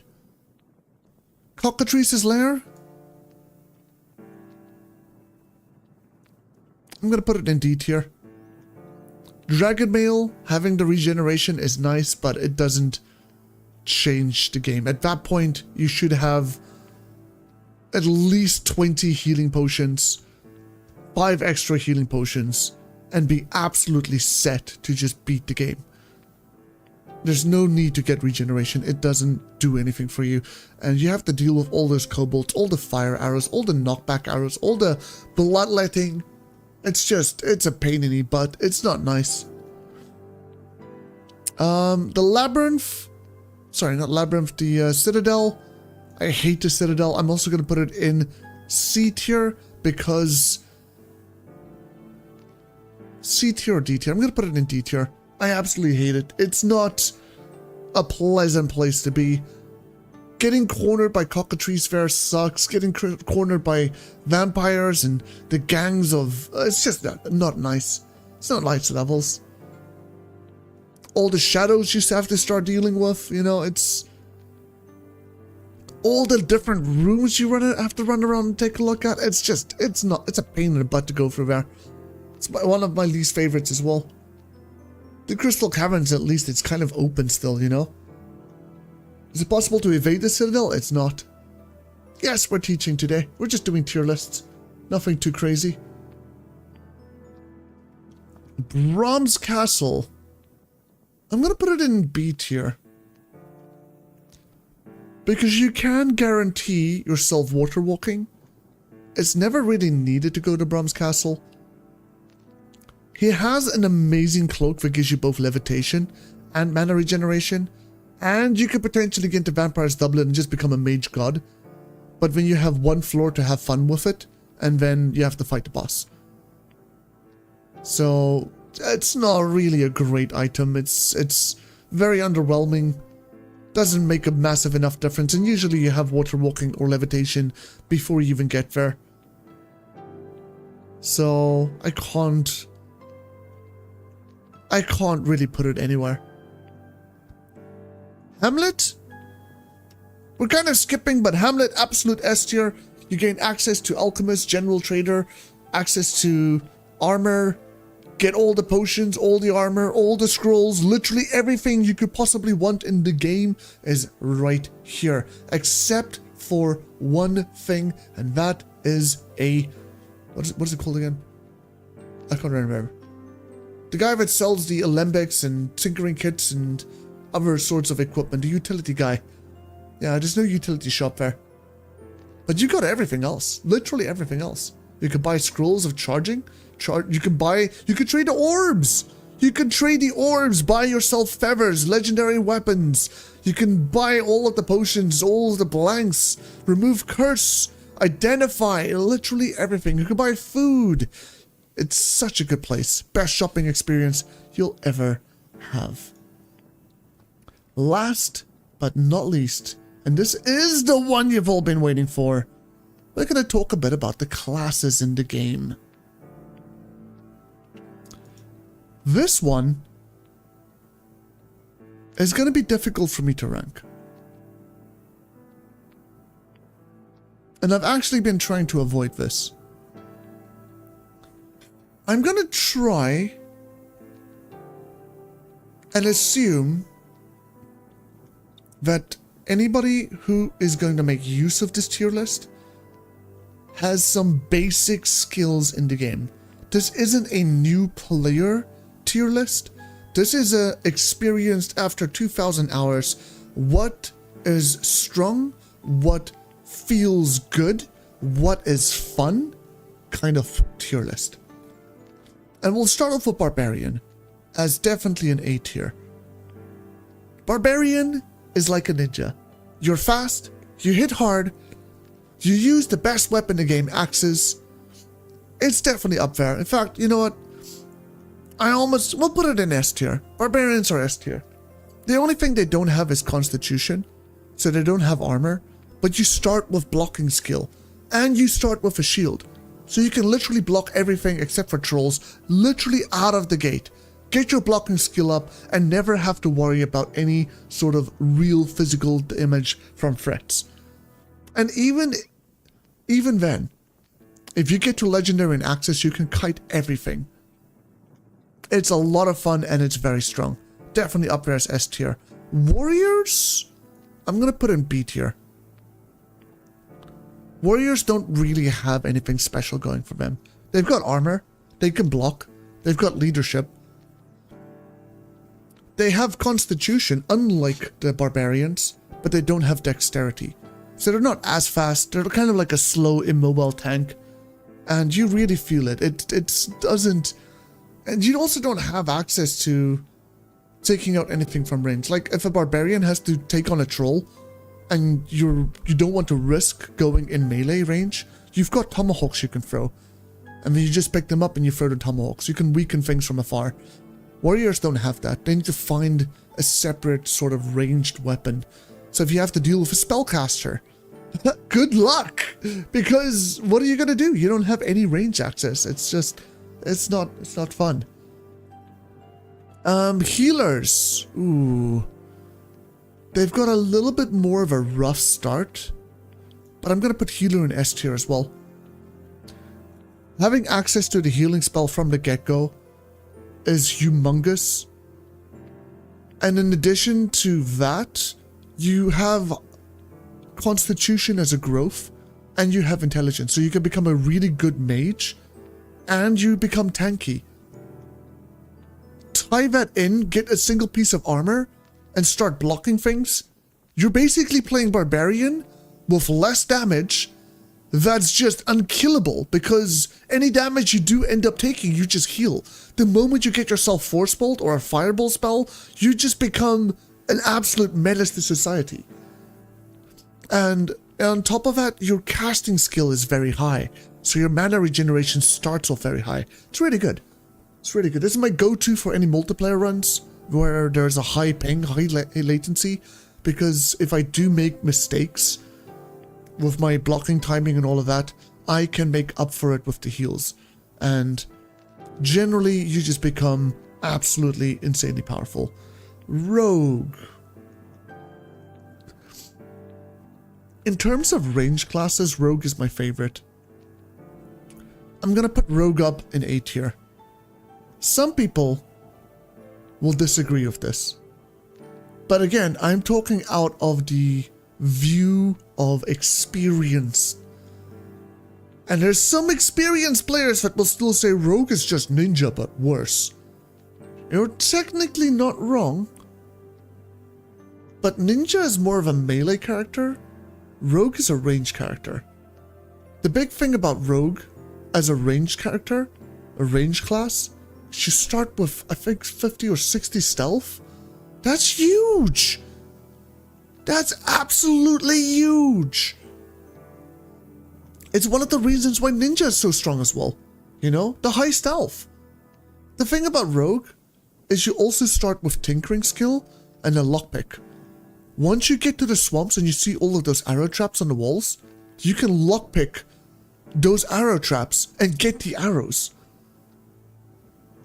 So it's basically like a delayed hunter that starts with high stealth. The problem with Rogue is that you need to know how to attack from range. Melee at max range, so that you can get your sneak attacks early. Because you rely on those melee sneak attacks early on to get you through the mines. But once you're through the mines, once you can get into the swamp, or once you find some spare ranged weapons, and you can start getting your ranged ability up, you know, that's really good. And you also have access to a tinkering kit. So, I mean, you don't have access to a tinkering kit, but if you get access to a tinkering kit, you can use bear traps and all of that. It's definitely up there as A tier because access to any and all the ammo from all the arrow traps that you could possibly want is it's literally one of the big reasons why I love it. Having extremely high stealth from the get-go is absolutely amazing, and being able to level it early with your melee weapon, you have some skills in swords. You're not vulnerable. It's not like a hunter that starts with 0 skill in melee, you know? You're actually a feasible class. So I'm gonna put it in A tier. It's my view of it. I see the benefits of it, but I can also see why people would think it's worse than some of the others. I personally don't. But again, this is my tier list. You guys can change. You guys can let me know what your opinion is in the comments. I know this one's going to be slightly controversial, but that is what I believe. Wanderer. I'm going to put Wanderer as A tier. Wanderer is like a warrior. You scale strength and constitution. but instead of charisma, you gain perception. And you use pole arms, you both become tanky. Wanderer just has a ring of warning, so you can see where all the enemies are. You start with a slingshot, so you have access to ranged from the beginning. And you have a bunch of other really cool utility things. It's just warrior, but better. Especially the trading skill. Oh my god, a trading skill makes such a big difference. Dead Flower, you should probably leave a comment on one of my videos, not just a message. I'm gonna completely forgot you ever said that. If you leave a comment, I'll just make the live stream and I'll even like reply to it and tell you, hey, here's the stream. Oof. Okay, well, that's broken now. You could just, you just do that. That's fine. That's fine. Cleric. Cleric is also up there as an S tier. You start with 3 scrolls of summon. So you've got all of the followers, you've got a little army to walk into the dungeon with, to destroy everything, and gain a couple of levels so you can become strong. You also start with some blocking skill and a shield, so you can become really tanky. You become a spellcaster because you gain intelligence, you gain a lot of strength from your melee. I don't remember if they gain constitution. But it's definitely one of the most powerful classes, because you also gain Troll's Blood. It's like Healer, just a delayed healing capabilities with a bunch of other utility items to help you get to that point really quickly. And it's just absolutely insane how strong it is. Merchant, D tier. A lot of people like Merchant, and I'm so sorry guys, Merchant is D tier. You gain no strength, you gain no agility, you gain no intelligence. You only get perception, charisma, both are stats which you can play the game completely without. And then you get constitution. So you become tanky, you can buy stuff and sell stuff, you can trade, but that's it. Like you're as in terms of a class, in terms of actually interacting with the rest of the game, you don't get to interact with the rest of the game the same way as any of the other class. It's not fun. It's nice to be able to buy things, but just play as a damn human. If you play as a human, you are a merchant. If you want to play a merchant that's a good merchant, play as a human wanderer, because you'll be able to trade with all of the shops. You start with 25 points of trading, and you have polearm, you've got strength, you have the legendary Gungnir, you have blocking, you have constitution, you just have everything that the trader has, but better. The only thing you don't have is 1,000 gold. But gold is so easy to get in this game. Go to the Gnomish Mines and there you go, you've got 4,000 gold. Go to the other 2 places, good job, now you're up to 10,000 gold. Gold isn't a problem. Gold isn't an issue. Hold on to the gems, sell the gems. Get your trading up with the gold you got. I mean, you can sell everything else and be a trader anyway. Just play as a wanderer. It's a D tier. I hate the class. I don't know why they made it the way it is. I understand it. I get it. It's just not that nice. Next up is Wizard. Wizard is...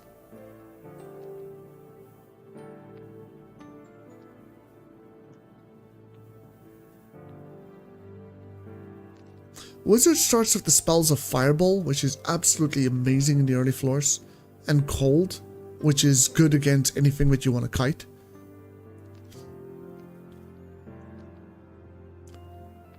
And all of their equipment is actually very useful. The Amulet of Magic Reflection. They don't have Constitution or Survivability, so it takes some skill to play them. But if you can melee kite, you'll be absolutely fine.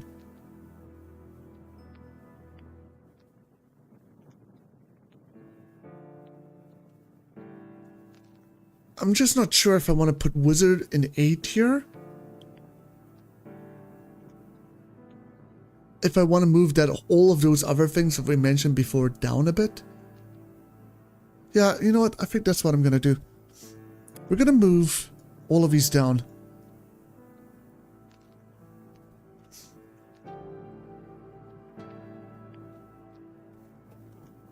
Because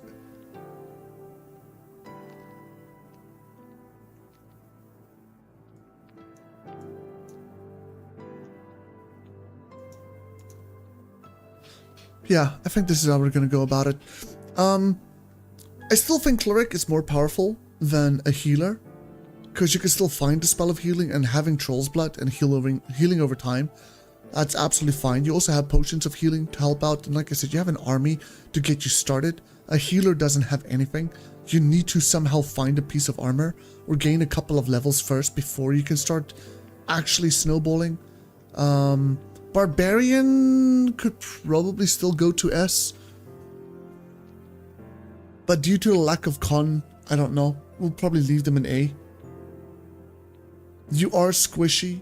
That is a vulnerability and something you have to keep in mind. If that's the case, we could put Wizard here with them. Wizard is like a magic version of a barbarian. You can throw fireballs at things you want to burn and kill really fast, but most of the time you're going to rely on kiting in melee, and you're a squishy character. It's just instead of doing a lot of physical damage, you're going to be doing a lot of magic damage, but they're basically the same.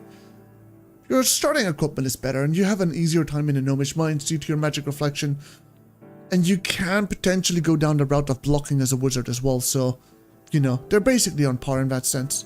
Arcanist, I'll put up as S tier. Magic and ranged both suffer from two flaws. Either enemies are weak to magic, they're resistant to magic or resistant to ranged. This is a hybrid. It's ranged / magic class. It's a hybrid class. You start with a Staff of Fire. If you need to kill things really quick, you can. You have 2 charging scrolls to charge it back up.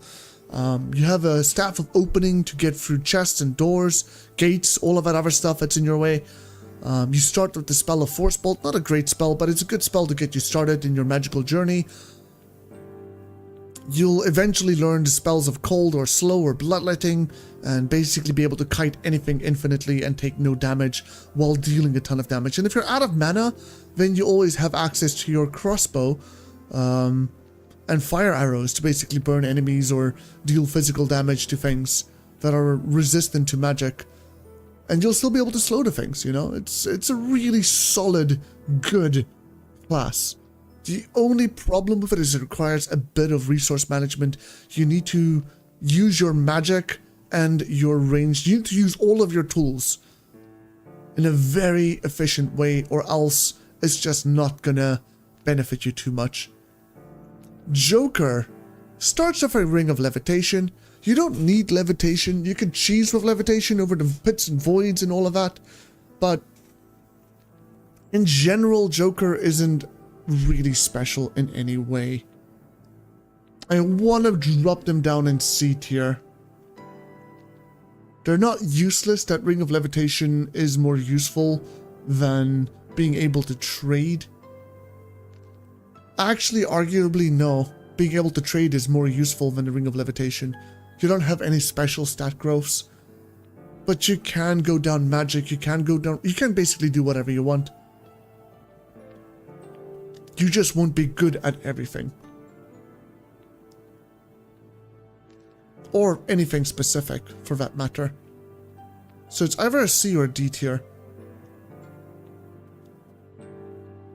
I'm gonna put Joker in D tier along with Merchant.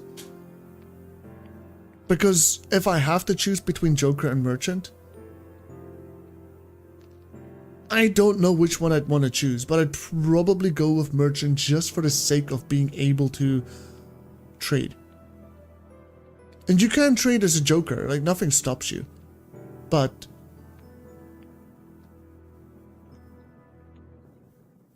at the same rate, you know, nothing stops a Merchant from using magic. You just have more options as a Joker. So I guess if you have more options, that's a go to C. The Ring of Levitation isn't that big of a deal. You find those things everywhere. It's just nice that you start with one. I'm gonna leave it in D tier. I'm not sure which one is better. Sexton!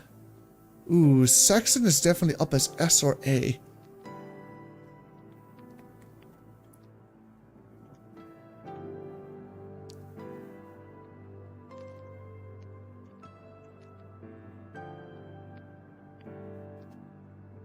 I'm gonna put Sexton in S tier.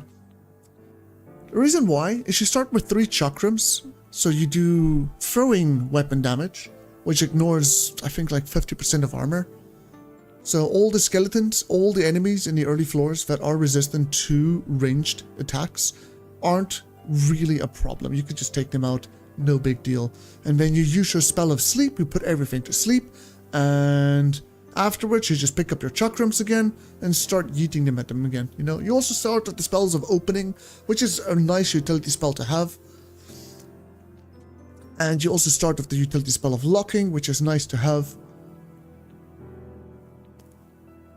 You have the stat growths of strength, dexterity, and intelligence. It makes me wonder if it shouldn't go down to A tier. You're a little less reliant on your equipment and gear than you are as an Arcanist. It's different playstyles though. It's different playstyles. You also need to try and find yourself some ranged weapons, but like I said, you start with the 3 chakrams. If you lose them, that's a problem. But you can get yourself some bows from humans or crossbows. You get Mindtown, you notice that. You can get staffs of magic, and the lightning from Gnomish, bows from goblins. Yeah, we'll leave it in S tier. Ninja, absolutely S tier. One of the strongest classes in the game, one of the best starting kits in the game, best stat growths in the game. It's just absolutely up there as S tier. There's no freaking way you can put this anywhere else on the list. Monk.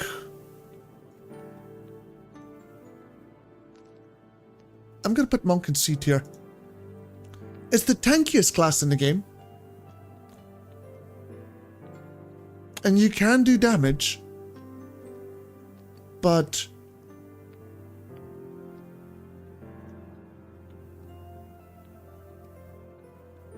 I don't see tankiness as the big thing here.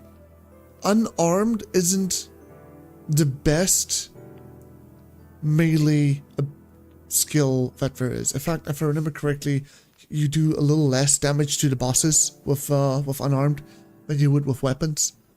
There's no legendary weapon or thing for unarmed in the game. If you're going to be using the Jenny's bracers, you can't use gauntlets of might or spike gauntlets or anything like that. You lose your knockback from it. You only have the paralyzing thing if you get sneak attacks, and you're not really supposed to be sneaky. You're a monk. You're a tanky guy. The tankiness is great, but at the same time, you might as well play the warrior. It's the same thing, you can't block everything from the get-go. Soon you can, but you can't necessarily deal with ranged enemies that use knockback on you, and you can't really deal with magic enemies. It's got the same vulnerabilities as warrior. But having that slow digestion ring and buying yourself all the time is nice. I'll give them that.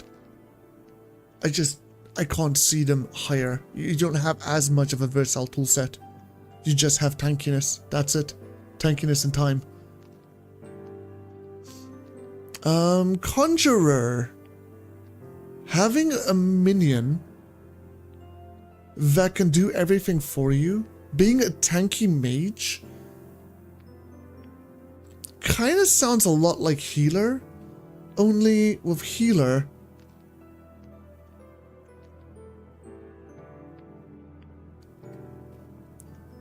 you have healing. With Conjurer, you just have followers that can basically become absolute gods in the game if they're able to do things. If we're talking multiplayer, Conjurer is probably like a C tier. Because those companions, those minions of yours, they're gonna fall off towards the end of the game. They're not going to become as strong as they could be. But if you're playing solo, Conjurer could be A tier or S tier. I'm going to put it in A tier because it's similar to the Wizard and Barbarian, where you're kind of you're good at one thing. Your damage is primarily coming from your minions. Sure, you can do it with your own polearms and stuff, but you want your minions to level up. It's slow gameplay. It's not the most exciting of gameplay, but it's definitely a very strong snowballer. And you do become very tanky. You are an absolutely capable mage. You just need to find yourself a healing spell. So it's similar in Barbarian in that sense, and similar to a Wizard in that sense. You got the tankiness of a healer. You just don't have the healing of healer. Which brings us to a Cursed. Cursed is an absolutely S tier class. You start with the spells of invisibility, very high stealth. You have the Accursed Curse, which gives you extra dexterity and strength, giving you a big boost to the early floors. You move fast, you punch fast, and if you do any sort of assassinations, you actually heal yourself. So you have built-in healing. You're good at doing melee, and you're good at doing magic. So any enemies that have magic resistance, you can take out very easily with your unarmed and paralyzing, especially since you have very high sneak. You know, you can easily approach them and get them with no big deal. You have the spell of invisibility if your sneak isn't that high yet, you know? And of all the assassinations, your sneak is going to go up very quickly, very easily. You also get food. You get blood vials, regardless of which class. So you're basically playing a vampire, even if you aren't playing as a vampire. So definitely up there as S tier. All the food in the game you could possibly want. All the damage in the game you could possibly want. And it's one of the sneakiest and fastest classes in the game. Absolutely up there as S tier. It's also my favorite class in the game. Newer players might have trouble with it because of the time and, you know, the range and all of the other shenanigans that go with it. But if you play it right, it's insanely powerful. Mesmer is basically Conjurer, but worse. You start with the spell of cold, and because of that, I'll put it in B tier. You start with the staff of charm, which is nice, but you're either gonna babysit an ally, sorry, and then bash your head into a wall when they die because they're absolutely idiots, or you're just gonna be using meat shields and be playing a mage, a weaker mage. That's it. I could say more about it, but that's basically it. That's Mesmer in a nutshell. The one thing I will say that's nice about Mesmer is that whenever you have to deal with enemies that do physical damage, you can use Charm, which is 40 mana, instead of using Dominate, which is going to be a lot more than 40 mana. And you don't need to have a legendary... You don't need to be a legend in Magic to be able to do that, so that's the one thing Mesmer has going for them. But if you drink from fountains and you get yourself Succubus to spawn, you can get Staffs of Charm anyway. A Mesmer can also be any race. You know what, I'm not gonna save that because I'm not sure now. I've never actually tried it. Yeah, okay, never mind, I'm not gonna say it. Ignore that last bit. Yeah, solid B tier. You start the spell of cold. Oh, bless me, I'm sorry. Troll's Blood's not good enough to counter. Maces are terrible on Cleric. Doesn't matter if maces are terrible. A weapon's a weapon. You smack things in the face and they die. But you are a melee class that has healing built into it. What other melee class has healing built into it? None. And besides, you have an absolute army to carry you through the early floors, to make you strong enough to basically do whatever you want to do. That's the reason why I put them up. They're very extremely powerful and very extremely tanky. They're really good. Thanks, Mika. Also, welcome back. Alchemist. I'm gonna put Alchemist in A tier. I should put him in S tier, but it's RNG dependent. if you don't find shops that sell you nice potions, and if you don't get nice potions from fountains, if you don't get bottles, it can be a bit lackluster to play. But they're pretty decent. They're pretty decent. Alchemy is an S tier skill. Alchemists, if I remember correctly, gain dexterity, perception, and something. I can't remember. They're not tanky. They don't do a lot of melee damage. If you want to play them as a ranged class, you can. If you want to play them as a melee class, you can. It's not going to affect you too much. But you have access to all the alchemy and all the potions in the game. It's just RNG dependent. It's a lot of fun. It's definitely a good class. It's definitely great. But just due to the RNG nature of it, I will put it in A tier, not S tier. It's not extremely strong out of the box. Mechanist.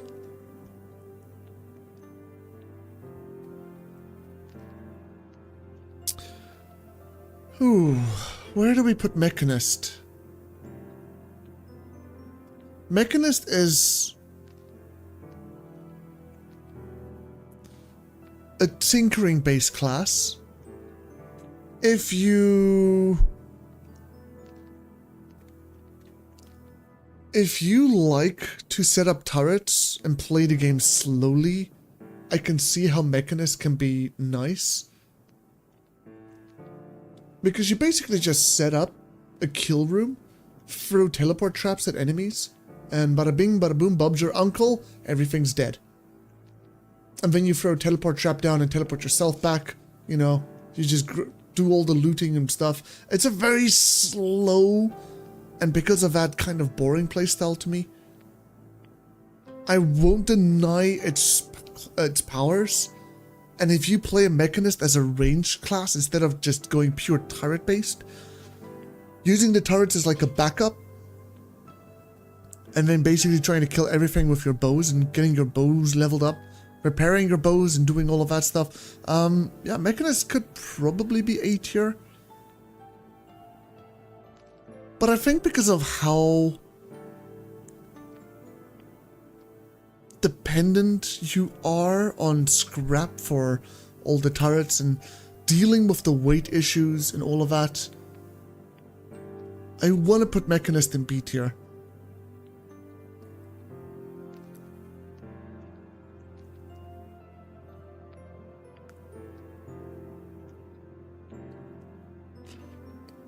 And I want to put them in B tier because I'm not quite sure if the S tier power of Mechanist can be justified with the amount of time and effort that you have to put in to make things happen.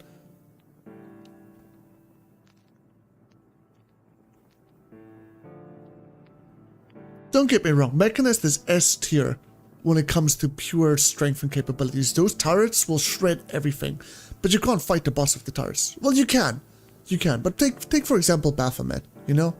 He just spawns his boulders, and unless you micromanage all your turrets, they're just all gonna die. And even then, they're just gonna be constantly hammered by fireballs from all the demons and imps and stuff, and they're just gonna break all of your turrets anyway.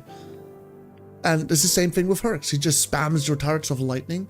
Bada bing, your turrets are broken, you know? It sucks. So unless you set up a bunch of traps, fire traps, like kill a Minotaur or something, or to kill the twins, and one-shot things, like that's the only real advantage they have. I personally prefer playing Mechanist as a ranged character with the utility of paralysis. So we'll put it in A tier. We'll put it in A tier. It's definitely up there. It's very strong, but it's very tedious to play. And because of that, I'm not going to put it in B or C tier. Because it is strong. We'll acknowledge its strength, its capabilities, and it can be fun. It can be fun. Punisher. Ooh. I'm going to put Punisher as C tier. Punisher is kind of like Joker in the sense that you can play any sort of combat role that you want, but you won't necessarily ever become really good at them. In addition to that, it's the only class that starts with negative armor. The whoop is nice, but it's bad at doing damage to skeletons, you know, in the early floors, and that's not ideal. You don't want that. You can disarm enemies, which is nice, but I never really bother with it because it never really makes that big of a difference. You don't want to get hit by an enemy anyway. If they have a staff of fire or lightning, sure. Very, very niche situation that you might benefit from. They don't have stealth to compensate for their lack of armor. They don't scale constitution. They're always squishy. You want to play them as either a barbarian or as a mage or a ranged character. And as a barbarian, they're not that great, and you can't really use the whip throughout the late game, so you want to swap over to using a different ranged weapon, or you want to use your axes from the get-go, but you don't have high axe skills. I don't know. It's not that great. And the spell that they have, you know, Inner Demon, it's the worst spell in the game. I'd much rather use Spray Acid than I'd use Inner Demon. Hands down. Shaman. No surprise, S tier. Playing as a mechanist. There's no scrap. You want to eat regular food? Shapeshift into a mouse. There you go. Any normal race? Shapeshift into a mouse, eat cursed food. You're basically an insectoid.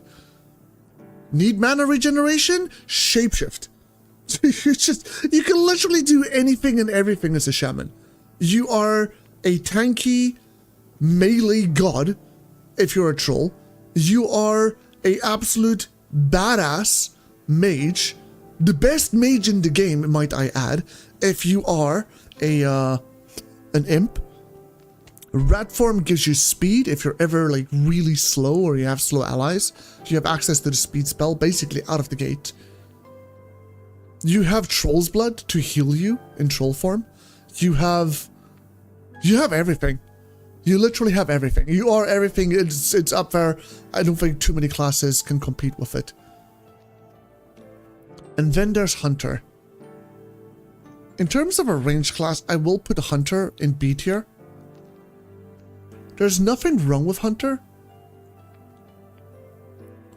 You start with a bunch of arrows, but once you run out of those arrows, good luck. The best thing you can do with Hunter is to try and find some sort of ranged weapons, like tomahawks, daggers, or, you know, because the boomerang just sucks. It's a crutch that you use once you run out of everything else. It's something that you can use to finish off enemies. It's something you use to stop using your arrows. And that's the big thing. You have a limited supply of arrows. You have a terrible ranged weapon that just acts as a crutch in case your other things break. You at least start with 50 points in ranged, so you don't have to grind range out as much to get strong. You do start with some hunting arrows and, you know, a good utility belt of arrows. But again, once it's used, it's used. It's gone, it's done. There's no backups. And you can't even use a lockpick to get more arrows out of the... I mean, you can. There's a chance to get arrows out of the arrow traps of a lockpick. But you don't have tinkering skills, so your success rate of that is much, much, much lower. Meaning you'll have to get arrows from killing enemies. Which basically halves the amount of arrows you have access to. Which isn't as nice. It's okay though. It's fine. The one big thing about Hunter, and the only reason I'm not putting him in C tier, is the blindfold of telepathy. Being able to see where all the enemies are is not something I ever use. I don't think it's something any good Barony player really cares about. Because we don't really go and hunt down every single enemy there is. And whether there's an enemy around the corner or not doesn't matter to us. We walk around the corner, we see the enemy, we react to the enemy. But it does give you some advantages. It's just, I don't think it's enough to really elevate a hunter beyond. In fact, I almost want to look at this and say that we should elevate our rogue to A tier, because a rogue doesn't have the arrow problem. A rogue starts with high stealth, so you don't have I'm being seen by everything in the game problem. And a rogue just has more of a long-term gameplay, you know. You always have the fallback of stealth damage. You always have your range damage. You have safety from the invisibility of stealth. If we're looking at things like this, yeah, I genuinely think Rogue is better than Hunter. Hunter can compensate with Ring or Cloak of Invisibility, but Rogues just get that. It's in their starting kit, basically. Yeah, I think this is going to be my tier list for the classes in the game. Let me know what you guys think. Where you guys would put certain things, how you would think and feel about stuff. Again, this is coming out of like my 2,000 hours of playing Barony and playing all of the different combinations and everything. This is where I would rank everything. There's a lot of good classes, there's some bad ones. A lot of them are a lot of fun to play. But again, this comes out of like the skill and versatility and utility of classes. I'm not tunnel visioning into they're only good at the skill. Because you can't. I'm looking at the game as a whole, and then looking at the game as playing that class as the way I would play them. So yeah, I hope you guys enjoyed the tier lists today. This went on a lot longer than I thought it would, but we covered 5-6 different lists, so I guess it kind of makes sense, right?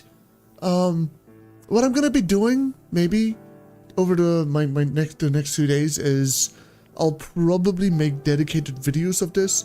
I don't know how much live streams we're gonna have next week, but if we don't do a live stream, I will replace the live stream with a smaller tier list video so that you guys can at least, you know, see something.